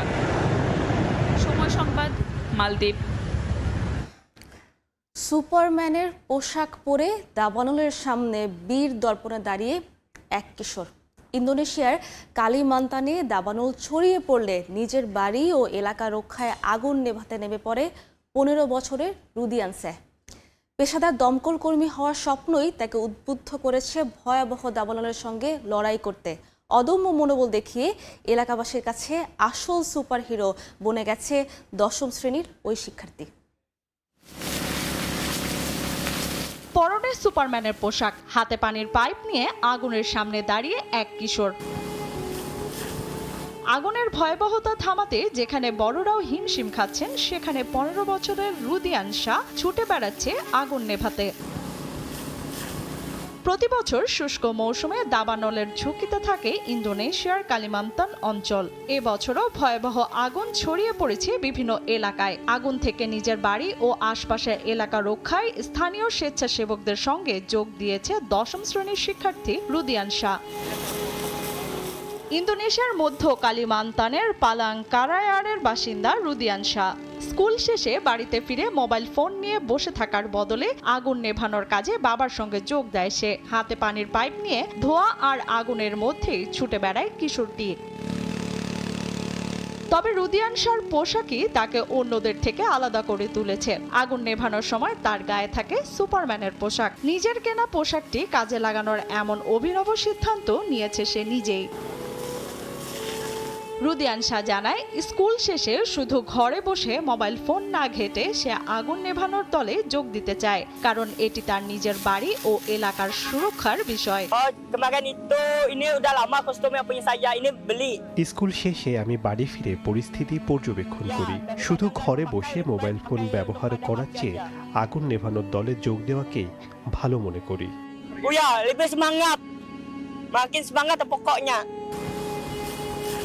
সুপারম্যানের পোশাক পরে আগুনের কাছে যাওয়া নিরাপদ কিনা এমন প্রশ্নের জবাবে রুদিয়ান শাহ জানায়, পোশাকটি তার শরীরে ঠান্ডা অনুভূতি দেয় এবং আগুনের বিরুদ্ধে লড়াইয়ের সময় তার মনোবলও বাড়িয়ে দেয়। এছাড়া শুধু আগুন নেভানো নয়, প্রয়োজন হলে পাম্পে জ্বালানি ভরা, নদী থেকে কাঠ ও অন্যান্য জিনিস সরানো, স্বেচ্ছাসেবকদের বিভিন্ন কাজেও অংশ নেয় সে। রুদিয়ান শাহ ভবিষ্যতে একজন পেশাদার ফায়ার ফাইটার হতে চায়। তার বাবা মুলিয়াদি জানান, স্কুল শেষে অবসর পেলেই ছেলে তাদের সঙ্গে আগুন নেভানোর কাজে যোগ দেয়। ফলে ধীরে ধীরে এই ধরনের অভিযানের কাজও সে শিখে গেছে। আমার ছেলে এসব অভিযান সম্পর্কে জানে। স্কুলের পর কিছু করার না থাকলে সে সব সময় আমাদের সঙ্গে আগুন নেভাতে যোগ দেয়। তাই কি করতে হবে সে তা জানে। ইন্দোনেশিয়ার বন মন্ত্রণালয়ের তথ্য অনুযায়ী চলতি বছরের জানুয়ারি থেকে জুন পর্যন্ত দেশটিতে 1,07,465 হেক্টর জমি আগুনে পুড়ে গেছে। 2023 সালের একই সময়ের তুলনায় এ বছর আগুনে পোড়া এলাকার পরিমাণ বেড়েছে 110%। লিয়ানা শারমিন, সময় সংবাদ। জয়ের সুখ স্মৃতি নিয়ে ডারউইন থেকে ম্যাকাইয়ে পৌঁছেছে বাংলাদেশ জাতীয় ক্রিকেট দল। বিমানবন্দরে প্রবাসী বাংলাদেশিদের ভালোবাসায় সিক্ত হয়েছেন টাইগাররা। তবে দীর্ঘ ভ্রমণ ক্লান্তি কাটাতে প্রথম দিনে কোনো অনুশীলন রাখেনি টিম ম্যানেজমেন্ট। বিশ্রামেই সময় পার করেছে নাজমুল শান্তর দল। এদিকে ডারউইনের মতো ম্যাকাইতে টাইগাররা ইতিহাস রচনা করবে বলে প্রত্যাশা প্রবাসী সমর্থকদের। তারেক হাসান শিমুলের রিপোর্ট। অস্ট্রেলিয়া আসলে একটি দেশ হলেও এখানে আসলে এক শহর থেকে অন্য শহরে পাড়ি দেওয়া যেন অন্য কয়েকটি দেশকে পাড়ি দেওয়ার সমান। ডারউইন থেকে ম্যাকাই আসতে বাজে অভিজ্ঞতা হয়েছে টাইগারদের। ভোরে রওনা দিয়ে দ্বিতীয় টেস্ট ভেন্যুতে পৌঁছাতে হয়েছে স্থানীয় সময় সন্ধ্যা 7টায়। টাউনভিলে যান্ত্রিক ত্রুটির কারণে 2 ঘন্টা বসে থাকতে হয়েছে বিমানের ভেতরেই। বিধ্বস্ত হয়ে এসেছেন ম্যাকাইয়ে, তাই পরের দিন রাখা হয়নি আনুষ্ঠানিক কোনো অনুশীলন। জিম করে দিনটা পার করেছেন ক্রিকেটাররা। ভ্রমণ ক্লান্তি কাটিয়ে প্রস্তুত হবেন অজি বদের। তবে ম্যাকাইয়ে নামার পর নিশ্চয়ই এমন অভ্যর্থনা ভ্রমণ ক্লান্তি কিছুটা হলেও দূর করে দিয়েছে। স্থানীয় বাংলাদেশিরা অপেক্ষায় ছিলেন ক্রিকেটারদের। ডারউইনে ঐতিহাসিক জয়ের পর এখানে তাদের স্বাগত জানাতে মুখিয়েছিলেন তারা। ফুলের তোড়া আর করতালিতে আমন্ত্রণ জানালেন এখানকার প্রবাসী বাংলাদেশিরা। টিম পৌঁছানোর পর বিশ্রামেই থাকবেন তারা, কারণ যেহেতু লম্বা একটা জার্নির বিষয় রয়েছে এবং এই জার্নির ধকল কাটিয়ে উঠতে ক্রিকেটাররা নিজেদের মতো করে আসলে সময়টা কাটাবেন। টিম ম্যানেজমেন্ট থেকে আসলে আমরা যেমনটা জেনেছি, মাকাইতে বাংলাদেশ দল এই ডারউইনের স্মৃতিকে সঙ্গী করে ভালো কিছু করবে, সেই প্রত্যাশা যেমন ক্রিকেটারদের প্রত্যাশা কিন্তু প্রবাসী বাংলাদেশি এখানে যারা রয়েছেন এবং বাংলাদেশি যারা রয়েছেন তাদের সবারই। ডারউইন থেকে তারেক হাসান শিমুল, সময় সংবাদ, অস্ট্রেলিয়া। ঘুরে দাঁড়ানোর চ্যালেঞ্জ নিয়ে ম্যাকাইয়ে পৌঁছেছে অস্ট্রেলিয়া। প্রথম টেস্টে বাংলাদেশের কাছে বাজে হারে সমালোচনায় জর্জরিত অজিরা। গ্রেট ব্যারিয়ার রিফে প্রথমবারের মতো আয়োজিত টেস্টে জয়ে সমালোচনার জবাব দিতে চান প্যাট কামিন্সরা। ডারউইনের হারের তিক্ততা ভুলতে বিমানবন্দরে নিজেদের চনমনে রাখার চেষ্টা করেছেন ক্রিকেটাররা। অস্ট্রেলিয়া থেকে বিস্তারিত জানাচ্ছেন তারেক হাসান শিমুল। অস্ট্রেলিয়ার ডারউইন ডিজাস্টারের পর খুব চাপের মধ্যেই আছে মাইটি অস্ট্রেলিয়া, কারণ সাবেক থেকে শুরু করে গণমাধ্যম ব্যাপকভাবে সমালোচনা করছে তাদেরকে। ম্যাকাইতে এরই মধ্যে এসে পৌঁছেছে গোটা দল। এয়ারপোর্ট থেকে বের হতে দেখেছি আমরা Steven Smith, Travis Head, Pat Cummins, Starc শুরু করে দলের সঙ্গে নতুন করে যোগ হয়েছেন জশ ইংলিশ। বাংলাদেশ দল কিন্তু অস্ট্রেলিয়া দলের আগেই এই মাকাইতে পা রেখেছে এবং কি তারা এই সময়টা বিশ্রামে কাটাচ্ছে। এমন একটা দুর্দান্ত জয়ের পর যেমন বাংলাদেশ আছে চনমনে, অন্যদিকে অজিরা কিন্তু একেবারে মানসিকভাবে চাপের মধ্যে রয়েছে। যদিও সেটা তাদেরকে সামনে থেকে দেখা যায়নি। এয়ারপোর্টে যখন তারা আসলে ব্যাগেজের জন্য অপেক্ষা করছিল, তারা কিছুটা হাসি খুশি থাকার চেষ্টা করছেন, সতীর্থদের সঙ্গে কথা বলছেন, অনেকেই আসলে সেলফির আবদারও মেটাচ্ছেন। তবে তারা জানেন আসলে ডারউইনে তাদের জন্য কি হয়েছে এবং সাবেকরা আসলে তাদেরকে যেভাবে ধুয়ে দিচ্ছে সেটা নিয়ে নিঃসন্দেহে তারা ভাবছেন। সবচেয়ে বড় বিষয় হচ্ছে বাংলাদেশের এই জয়টাকে অনেক অজি সাবেকরা আপসেট হিসাবে দেখছেন, আবার অনেকেই সম্মানের চোখে বাংলাদেশকে দেখছেন এবং সেই সম্মানটা তারা দিতেও চাইছেন। বাংলাদেশ বিপক্ষে হারার পর একাদশে একটা পরিবর্তনও নিয়ে এসেছে। 3 দিন আগেই কিন্তু অস্ট্রেলিয়া তাদের দল ঘোষণা করে দিয়েছে। এই দলে রয়েছে রেনশোকে যুক্ত করা হয়েছে। তিনি প্রায় 3 বছর পর টেস্ট দলে ফিরেছেন।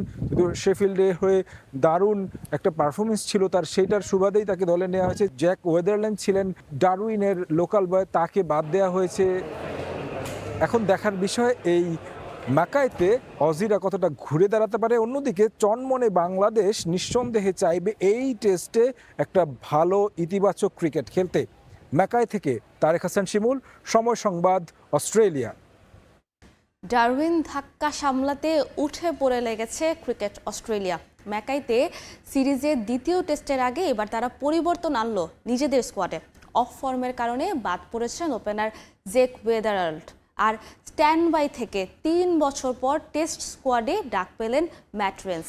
এদিকে ডারউইনের পারফরমেন্সের পর বাংলাদেশকে নিয়ে আগ্রহ বেড়েছে অস্ট্রেলিয়ানদের। বিক্রি হয়ে গেছে ম্যাকাই টেস্টের প্রথম দিনের সব টিকিট, জানিয়েছে ক্রিকেট অস্ট্রেলিয়া। প্রথম টেস্টে 9 উইকেটের সেই ভয়াবহ পরাজয় অজিদের অহংকারে কতটা বড় আঘাত হেনেছে তা বোঝা গেল দল ঘোষণার পরই। বাংলাদেশের ঘূর্ণিয়ার পেসের সামনে অসহায় আত্মসমর্পণের মাসুল গুনতে হলো উদ্বোধনী ব্যাটার জ্যাক ওয়েদারল্যান্ডকে। অ্যাশেজে ভালো শুরুর সুবাদে এপ্রিলে কেন্দ্রীয় চুক্তি পেয়েছিলেন ওয়েদারল্যান্ড, কিন্তু টেকনিকের মারপ্যাচে নিজের শহর ডারউইনে পুরোপুরি ব্যর্থ তিনি। 2 ইনিংসে রান করেছেন মাত্র 23 আর 0। একই রকমভাবে বারবার এলবিডব্লিউ এবং বোল্ড হওয়ার ভয় কাটাতে নিজের ব্যাটিং প্যাটার্ন বদলে ফেলেছিলেন ওয়েদারল্যান্ড, কিন্তু আন্তর্জাতিক মঞ্চের চাপের সামনে টিকল না সেই কৌশল। 1 ম্যাচ পরেই তাকে ঝেড়ে ফেলল অস্ট্রেলিয়া টিম ম্যানেজমেন্ট। ওয়েদারল্যান্ডের জায়গায় সুযোগ পাওয়া ম্যাথিউ র্যানশো এখন একাদশে ঢোকার দৌড়ে সবচেয়ে এগিয়ে। গত শেফিল্ড শিল্ডে 10 ইনিংসে প্রায় 50 গড়ে 3 সেঞ্চুরি হাঁকানো র্যানশো বেশ কিছুদিন ধরেই দরজায় করানার ছিলেন। তাছাড়া ম্যাকাইয়ের গ্রেট ব্যারিয়ার রিফ এরেনায় তার রয়েছে 2 প্রথম শ্রেণীর শতক। তবে অজিদের থিঙ্ক ট্যাঙ্ক চমক দিতে ভালোবাসে। ব্যাকআপ হিসেবে স্কোয়াডে থাকা জশ ইংলিশকেও ট্রাভিস হেডের সাথে ওপেনিংয়ে নামিয়ে দিলে অবাক হওয়ার কিছু থাকবে না। পরিবর্তনের সুর শুধু ওপেনিংয়েই সীমাবদ্ধ নয়, চরম চাপে আছেন 3 নম্বরে থাকা মার্নাস লাবুশেন। শেষ 42 ইনিংসে 25-এর কাছাকাছি গড় আর প্রায় 3 বছর ধরে সেঞ্চুরিবিহীন লাবুশেন ডারউইনে করেছেন 1 এবং 31। কোচ অ্যান্ড্রু ম্যাকডোনাল্ড তার লড়াইয়ের প্রশংসা করলেও স্বীকার করেছেন রান না পাওয়াটাই এখন সবচেয়ে বড় বাস্তবতা। ম্যাকাই টেস্টে তার অফ ফর্ম অব্যাহত থাকলে অজিদের টপ অর্ডারে আরও একটা পরিবর্তনের দরজা খোলা থাকছে। অস্ট্রেলিয়ার এই রদবদল এবং ব্যাকফুটে চলে যাওয়ার ছায়া অবশ্য পড়েনি গ্যালারিতে। সিরিজের দ্বিতীয় টেস্টের ভেন্যু ম্যাকাইয়ের প্রথম দিনের সব টিকিট ইতোমধ্যেই শেষ হয়ে গেছে।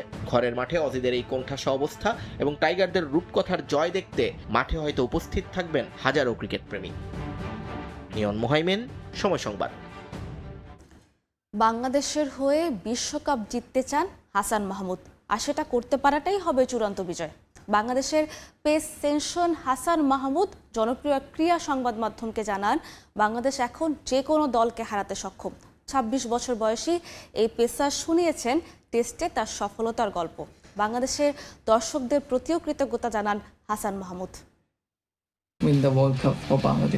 বাংলাদেশ বিশ্বকাপ জিতবে বিশ্বাস হচ্ছে না, তাই তো? কিন্তু সপ্তাহখানেক আগেও যদি বলা হতো বাংলাদেশ অস্ট্রেলিয়াকে তাদেরই ঘরের মাঠে টেস্ট হারাবে, তখনও এভাবেই আকাশ কুসুম ভাবনা বলে উড়িয়ে দিত সবাই। স্বপ্নটাকে এবার সত্যি করার অদম্য ইচ্ছা। বাস্তবে বাংলাদেশকে বিশ্বকাপ জেতাতে চান হাসান মাহমুদ। ক্রিকেটের বাইবেল খ্যাত উইজডেনের মতে গেল দশকের টেস্ট ক্রিকেটে সবচেয়ে বড় 7টি জয়ের 3টি বাংলাদেশের। মাউন্ট মঙ্গানুয়ে থেকে রাওয়ালপিন্ডি, সবশেষ ডারউইনের ইতিহাস। অজিদের বিপক্ষে ম্যাচ জয়ের অন্যতম নায়ক হাসান মাহমুদের প্রশংসায় বুঁদ হয়ে আছে ক্রিকেট বিশ্ব। অসাধারণ সাফল্যের পর পা মাটিতে রাখলেও হাসানের লক্ষ্যটা চ্যাম্পিয়ন সিংহাসনের। গণমাধ্যমে দেয়া সাক্ষাৎকারে বাংলাদেশকে বিশ্বকাপ উপহারের আশা ব্যক্ত করেন তিনি। বাংলাদেশের হয়ে বিশ্বকাপ জিততে চাই, সেটি হবে আমার জীবনের সেরা অর্জন। এখন মানুষ ভাবতে শুরু করেছে বাংলাদেশ আর আগের মতো নেই। আমরা দিন দিন উন্নতি করছি। আমরা বিশ্বের যে কোনো দলকে হারানোর সামর্থ্য রাখি। হাসান মাহমুদের সাফল্য একদিনে আসেনি, পেছনে ছিল দীর্ঘদিনের কঠোর পরিশ্রম আর হার না মানা মানসিকতা। ছোটবেলা থেকেই ফাস্ট বোলার হতে চেয়েছিলেন তিনি। স্কুলে সবাই যখন আড্ডা দিত, অবসরে Shoaib Akhtar, Shaun Tait, Brett লিদের বোলিং অ্যাকশন দেখতেন 26 বছর বয়সী এই পেসার। তার সফলতার পেছনে বড় ভূমিকা ছিল Allan Donald, Shaun Tait, Ottis গিবসনের। ডারউইন টেস্টে বল হাতে সাফল্যের গল্প শোনান ডানহাতি এই পেসার। এখানে প্রথম দিন থেকে অনুশীলন করছি আর মাঠে চেষ্টা করছি পরিকল্পনা সঠিকভাবে কাজে লাগানোর। যখন লক্ষ্য থাকবে প্রতিটি সেশন ভালো করার জন্য, তখন সফলতা আসবেই। আমার মতে ব্যাটসম্যানকে আউট করার দুইটি বিশেষ উপায় আছে। প্রথমত, ব্যাটসম্যান কোন শট খেলতে চাচ্ছে সেটা বোঝার চেষ্টা করে কাউন্টার অ্যাটাক করা। দ্বিতীয়ত, সঠিক লেন্থে লাগাতার বল করে ব্যাটসম্যানের ধৈর্যের পরীক্ষা নেওয়া। বল হাতে জাতীয় দলে ধান মাহমুদ পারফর্ম করতে চান নিয়মিত। বিশ্বকাপ জেতার স্বপ্ন নিয়ে এগিয়ে যেতে চান বহুদূর। নাজমুল হাসান পুলক, সময় সংবাদ। ডারউইনের অবিশ্বাস্য জয়ের পর এখন টেস্ট চ্যাম্পিয়নশিপের ফাইনালের রেসে টাইগাররা। পয়েন্ট পার্সেন্টেজের হিসাবে ভারত ও ইংল্যান্ডের মতো দলকে পেছনে ফেলে টেবিলের 4 নম্বরে বাংলাদেশ। চলমান চক্রে এখনও বাকি 7 ম্যাচ। এর মধ্যে 5টিতে জিতলেই অসাধ্য সাধন করে ফেলতে পারে শান্তর দল, উঠে যেতে পারে টেস্ট চ্যাম্পিয়নশিপের শিরোপার মঞ্চে। ডারউইনের এক জয়ে আত্মবিশ্বাস আকাশচুম্বী। র্যাঙ্কিংয়ের শীর্ষ দলের বিপক্ষে আধিপত্য বিস্তার করে জেতায় বাংলাদেশ দলের প্রশংসায় পঞ্চমুখ ক্রিকেট বিশ্ব। সিরিজ শুরুর আগে পাত্তা না দিলেও এখন সমাদর করছে অস্ট্রেলিয়ানরা। ম্যাকেই টেস্টের প্রথম দিনের সব টিকিট এরই মধ্যে বিক্রি হয়ে গেছে। আরও একবার নিজেদের উন্নতি ও সামর্থ্যের প্রমাণ দিতে চায় টাইগাররা। শান্তর দলের পারফরমেন্সে চোখ রাখবে গোটা ক্রিকেট বিশ্ব। এমনকি আলোচনা শুরু হয়েছে বাংলাদেশের টেস্ট চ্যাম্পিয়নশিপ ফাইনালে খেলার সম্ভাবনা নিয়েও। 2019 সাল থেকে এখন পর্যন্ত টেস্ট চ্যাম্পিয়নশিপের 3টি চক্র শেষ হয়েছে। প্রথম চক্রে নিউজিল্যান্ড, দ্বিতীয়টায় অস্ট্রেলিয়া আর সবশেষ আসরে চ্যাম্পিয়ন হয়েছে সাউথ আফ্রিকা। প্রথম 2 আসরে ফাইনালে উঠেও খালি হাতে ফিরতে হয়েছিল ভারতকে। আইসিসির ইভেন্টগুলোর মধ্যে কেবল টেস্টের সর্বোচ্চ ট্রফিটাই অধরা ইন্ডিয়ার। ইংল্যান্ড, পাকিস্তান, শ্রীলঙ্কার মতো দলও কখনো শিরোপার মঞ্চে উঠতে পারেনি। কিন্তু বিশ্লেষকদের অনেকের মতে অনেক জায়ান্ট দলের আগেই ফাইনালের টিকিট কেটে ফেলতে পারে বাংলাদেশ। চ্যাম্পিয়নশিপের চলমান চক্রে 12 টেস্টের মধ্যে এখন পর্যন্ত 5টি ম্যাচ খেলেছে টাইগাররা, যার মধ্যে হার মাত্র 1টি। জয় পেয়েছে 3 ম্যাচে, অন্যটি ড্র। গত বছর জুনে শ্রীলঙ্কার মাটিতে প্রথম টেস্টে ড্র করলেও পরেরটাতে হারে ইনিংস ব্যবধানে। এবছর মে মাসে ঘরের মাঠে 2 ম্যাচ সিরিজে পাকিস্তানকে হোয়াইট ওয়াশ করে ট্র্যাকে ফেরে বাংলাদেশ। আর 23 বছর পর অস্ট্রেলিয়ায় টেস্ট খেলতে নেমে তো লিখেছে নতুন ইতিহাস। 5 ম্যাচে 66.66 পয়েন্টস পার্সেন্টেজ নিয়ে টেবিলে অবস্থান 4 নম্বরে। এই চক্রে এখনো বাকি 7 ম্যাচ। অস্ট্রেলিয়ার বিপক্ষে এই সিরিজের দ্বিতীয় টেস্ট তো রয়েছেই, সাউথ আফ্রিকায় আছে আরও এক কঠিন চ্যালেঞ্জ। প্রোটিয়াদের কন্ডিশনে 2 ম্যাচ টেস্ট সিরিজ খেলবে শান্ত মিরাজরা। এছাড়া ইংল্যান্ড ও ওয়েস্ট ইন্ডিজের বিপক্ষে ঘরের মাঠে 2 সিরিজ। হোম কন্ডিশনের সুবিধা কাজে লাগিয়ে এই 4টি ম্যাচ এবং 3 অ্যাওয়ে টেস্টের অন্তত একটিতে যদি জয় তুলে নেওয়া যায়, তাহলে বিরাট সম্ভাবনা তৈরি হবে চ্যাম্পিয়নশিপের ফাইনালে খেলার। অবশিষ্ট 7 ম্যাচের 5টিতে জিততে পারলে বাংলাদেশের পয়েন্ট পার্সেন্টেজ হবে 69.4। এর আগের 2 ফাইনালে 69.4 বা তার চেয়ে কম পয়েন্ট পার্সেন্টেজ নিয়ে ফাইনাল খেলেছে সাউথ আফ্রিকা, অস্ট্রেলিয়া ও ভারত। এই পরিসংখ্যান থেকে আশাবাদী হতেই পারে টাইগাররা। মাকসুম আলম খান, সময় সংবাদ। সাউথ আফ্রিকা এ দলের বিপক্ষে 3টি ওয়ানডে ও 2টি 4 দিনের ম্যাচ খেলতে দেশ ছাড়ল বাংলাদেশ এ দল। প্রোটিয়াদের বিপক্ষে সিরিজ নিয়ে আত্মবিশ্বাসী নাইম শেখ। নিজের প্রস্তুতি অনুযায়ী সিরিজ জয়ে অবদান রাখতে চান তিনি। পাশাপাশি ভালো করে আবারও জাতীয় দলে ফেরার লক্ষ্য এই বাহাতি ওপেনারের। গোলটা এখন রিভিল করতে চাচ্ছি না, যেহেতু নিজের মতন করে প্ল্যান করছি। লম্বা সময় ধরেই জাতীয় দলের বাইরে নাইম শেখ, মাঝে সাদা বলে সিরিজে ডাক পেলেও জায়গাটা স্থায়ী হয়নি। এবার এ দলের হয়ে দক্ষিণ আফ্রিকা সফর, জাতীয় দলে ফেরার লক্ষ্য থাকলেও নিজের পরিকল্পনাটা নিজের কাছেই রাখতে চান এই ওপেনার। আসন্ন ওয়ানডে বিশ্বকাপের সহ আয়োজক দক্ষিণ আফ্রিকা। এর আগে নভেম্বরে দেশটির মাটিতে বাংলাদেশ জাতীয় দলের আছে পূর্ণাঙ্গ সিরিজ। তাই এ দলের হয়ে এই সফরটা নাইমের জন্য নতুন এক সুযোগ। ভালো করতে পারলেই সুযোগ থাকবে জাতীয় দলে ফেরার। তাই দলে ফেরার স্বপ্ন তো আছেই, তার আগে সিরিজে ভালো করে অবদান রাখতে চান দলের জয়ে। চেষ্টা থাকবে সিচুয়েশন অনুযায়ী খেলার, যেভাবে করে এতদিন প্রিপারেশন নিচ্ছি ওইটার জন্য প্রপার ডেলিভার করতে পারি। এটা আমার জন্য নতুন একটা এক্সপিরিয়েন্স, তো এই জায়গাটা ভালো করে অবশ্যই ন্যাশনাল টিমে কামব্যাক করে। নাইমের এই সুযোগের পেছনে বড় কারণ বাংলাদেশের ক্রিকেটের ব্যস্ততা। চলতি মাসে জাতীয় দল, অনূর্ধ্ব-23, এইচপি ও ইমার্জিং দলের পর এবার মাঠে নামছে এ দল, যেখানে নাইমের সঙ্গী মাহমুদুল হাসান জয়রাও। দেশের ক্রিকেটে একসঙ্গে একাধিক দলের খেলা থাকাটা যতটা নতুনত্ব দেশের জন্য, ততটাই গুরুত্বপূর্ণ দেশের ক্রিকেটের জন্যই। ডেফিনেটলি এটা অনেক গুরুত্বপূর্ণ, কারণ দেখেন আগে যখন ন্যাশনাল টিম খেলতো হয়তো সাথে এই টিমটা খেলতো, ইমার্জিং টিম, এইচপি টিম। তো এখন 4-5টা টিম একসাথে খেলতেছে, তার মানে আমাদের পাইপলাইন অনেক স্ট্রং আছে, বোঝা যাচ্ছে। আমরা দেখেন ওয়ার্ল্ডের 4-5টা জায়গায় আমরা খেলতেছি, তো এটা আমাদের জন্য ডেফিনেটলি খুবই ভালো সাইন।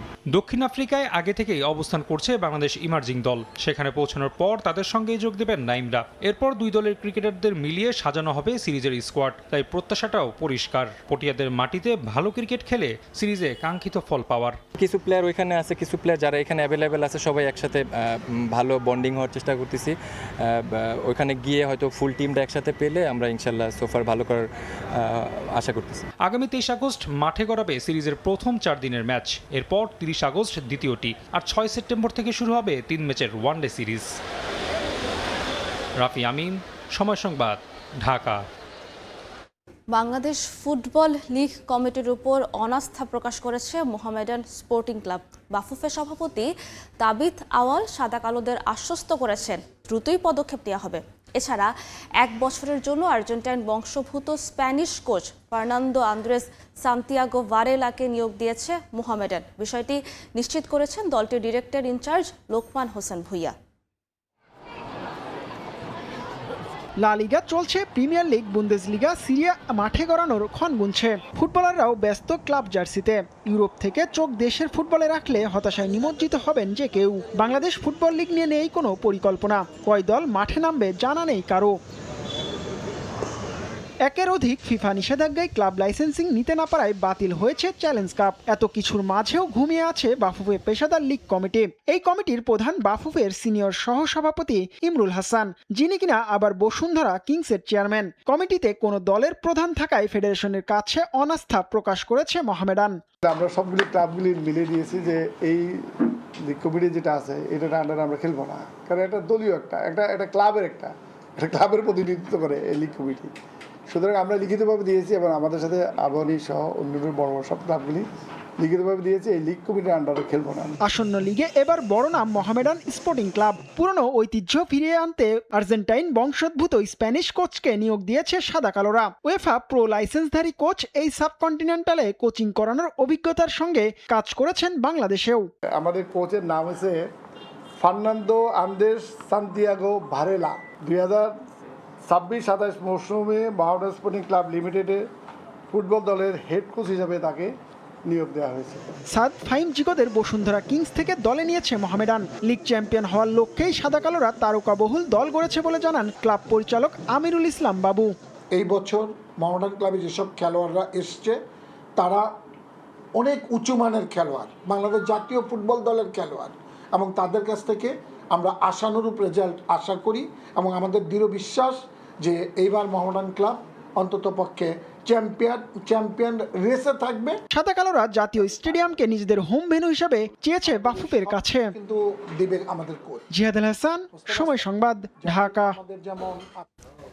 ভালোই ঝামেলায় পড়েছেন ফিফা প্রেসিডেন্ট জিয়ান্নি ইনফান্তিনো। তার বিপদ কমার তো কোনো নাম নেই, উল্টো বেড়েই চলেছে একের পর এক। $1 বিলিয়ন বিতর্কিত ব্যবসা প্রস্তাব দিয়ে শুরুতেই হারিয়েছিলেন নিজের উপদেষ্টাকে। এবার পদত্যাগ করেছেন ফিফার সিইও কেভিন লামুর। এছাড়া তার বিরুদ্ধে অনাস্থা প্রস্তাব আনার চাপও বাড়ছে ফিফার উপর। চতুর্থ দফায় প্রেসিডেন্ট নির্বাচনে অংশ নেওয়া থেকে বিরত রাখতে একাট্টা হয়েছে কনফেডারেশনগুলো। 2016 সালে সেপ ব্ল্যাটার বিদায় নেয়ার পর ফিফার সংস্কার এবং স্বচ্ছতার প্রতিশ্রুতি দিয়ে দায়িত্ব নিয়েছিলেন জিয়ানি ইনফান্তিনো। তবে এক দশক পর সেই ফিফাতেই এখন ইনফান্তিনোর বিরুদ্ধে গড়ে উঠেছে শক্ত প্রতিরোধ। উপদেষ্টা কার্লোস কর্দেইরোর পর এবার পদত্যাগ করেছেন ইনফান্তিনোর আরেক সহযোদ্ধা ফিফার সিওও কেভিন লামুর। এই সুযোগে নতুন করে আবারও সামনে এলো ইনফান্তিনোর পুনর্নির্বাচন এবং ক্ষমতার মেয়াদ ইস্যু। মানবাধিকার সংস্থা ফেয়ার স্কোরার এবং ফিফার সাবেক শীর্ষ কর্তাদের দাবি, বিধিমালা অনুযায়ী কোনো সভাপতি 3 মেয়াদের বেশি দায়িত্ব পালন করতে পারেন না। কিন্তু প্রথম মেয়াদ পূর্ণাঙ্গ 4 বছর ছিল না এমন যুক্তি দিয়ে 2027 সালেও চতুর্থ মেয়াদের চেয়ার ধরে রাখতে চাচ্ছেন ইনফান্তিনো। এই প্রসঙ্গে সংবিধানের ব্যাখ্যা করেছেন ফিফার সাবেক গভর্নেন্স কমিটির চেয়ারম্যান মিগুয়েল মাদুরো। ফিফার সংবিধানের 33 নম্বর ধারার 2য় অনুচ্ছেদে পরিষ্কার বলা আছে, কোন সভাপতি 3 মেয়াদের বেশি দায়িত্ব পালন করতে পারবেন না। কিন্তু ইনফ্যান্তিনো চতুর্থ মেয়াদের জন্য লড়ছেন। প্রথম মেয়াদকাল 3 বছর হয়, এটি পূর্ণ মেয়াদ ছিল না বলে যে ব্যাখ্যা দেওয়া হয়েছে, ফিফার মূল বিধিতে কিন্তু তেমন কোনো ব্যতিক্রমের কথা বলা নেই। ইনফান্তিনোর এই একচ্ছত্র ক্ষমতার চর্চা থামাতে এবার একজোট হয়েছে বিশ্ব ফুটবলের প্রভাবশালী সব আঞ্চলিক সংস্থা। ইউরোপিয়ান ফুটবলের নিয়ন্ত্রক সংস্থা ওয়েফা, এশিয়ান ফুটবল কনফেডারেশন এবং উত্তর আমেরিকা ফুটবলের কনকাকাফ যৌথভাবে ইনফান্তিনোর সাম্প্রতিক কর্মকাণ্ড পর্যালোচনা করার জন্য আনুষ্ঠানিক আহ্বান জানিয়েছে। তবে পর্দার আড়ালের খবর, তাকে সম্মানজনকভাবে সরে দাঁড়ানোর পথ তৈরি করে দিতে চাইছে এই 3 বড় সংস্থা।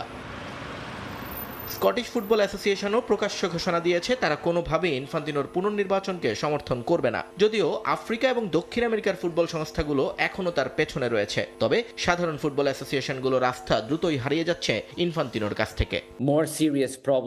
সবচেয়ে বড় সমস্যা হলো সভাপতির হাতে ক্ষমতা কেন্দ্রীভূত থাকা। দীর্ঘ সময় ক্ষমতায় থাকলে একটি প্রভাব বলয় তৈরি হয়, যেখানে তার বিরোধিতা করা অসম্ভব হয়ে পড়ে। গত 60 বছরের ফিফা নির্বাচনের ইতিহাস দেখলে বুঝবেন, মাত্র 2 বার রানিং সভাপতি হেরেছেন। তাই মেয়াদ সীমাবদ্ধ থাকাটা ফুটবল শাসনের জন্য অত্যন্ত জরুরি। প্রচন্ড বিরোধিতার মুখে $20 বিলিয়ন বিতর্কিত প্রস্তাবটি ফিফা আপাতত প্রত্যাহার করে নিলেও ইনফান্তিনোর উপর চাপ কমেনি, বরং দিন দিন বাড়ছে। শেষ পর্যন্ত ইনফান্তিনো নিজের মসনদ টিকিয়ে রাখতে পারেন কিনা, সেটাই এখন $1 মিলিয়ন প্রশ্ন। নিয়ন মোহাইমিন, সময় সংবাদ। এ পর্যায়ে শীর্ষ সংবাদগুলো জানিয়ে দিচ্ছি আরেকবার। এখনও প্রধানমন্ত্রী তারেক রহমানের সফরের অপেক্ষায় ভারত। আন্তরিক আমন্ত্রণের কথা বলছে দিল্লি। ঝুলে থাকা সমস্যা সমাধানের উপর নির্ভর করছে সম্পর্ক। অবস্থান ঢাকার। রোহিঙ্গা ফেরতের সংখ্যা নিয়ে মিয়ানমারের বিবৃতির ব্যাখ্যা চায় বাংলাদেশ। রাষ্ট্রদূতকে ডেকে উদ্বেগ জানালো ঢাকা। আল কায়দা নিয়ে জাতিসংঘের প্রতিবেদন ভিত্তিহীন। কাল রাষ্ট্রপতি নির্বাচন। সংখ্যাগরিষ্ঠতায় মির্জা ফখরুলের জয় প্রায় নিশ্চিত। তবুও 35 বছর পর প্রতিদ্বন্দ্বিতাপূর্ণ ভোটে মাঠে বিরোধী জোট। রাজনীতিতে নতুন সমীকরণ এবং অনুমোদনহীন সমবায় ও এনজিওর ছড়াছড়ি। রাজশাহীতে বেশি মুনাফার লোভ দেখিয়ে কোটি কোটি টাকা হাতিয়েছে প্রতারক চক্র। সর্বসন্ত ভুক্তভোগীরা, মামলার পরও মিলছে না বিচার।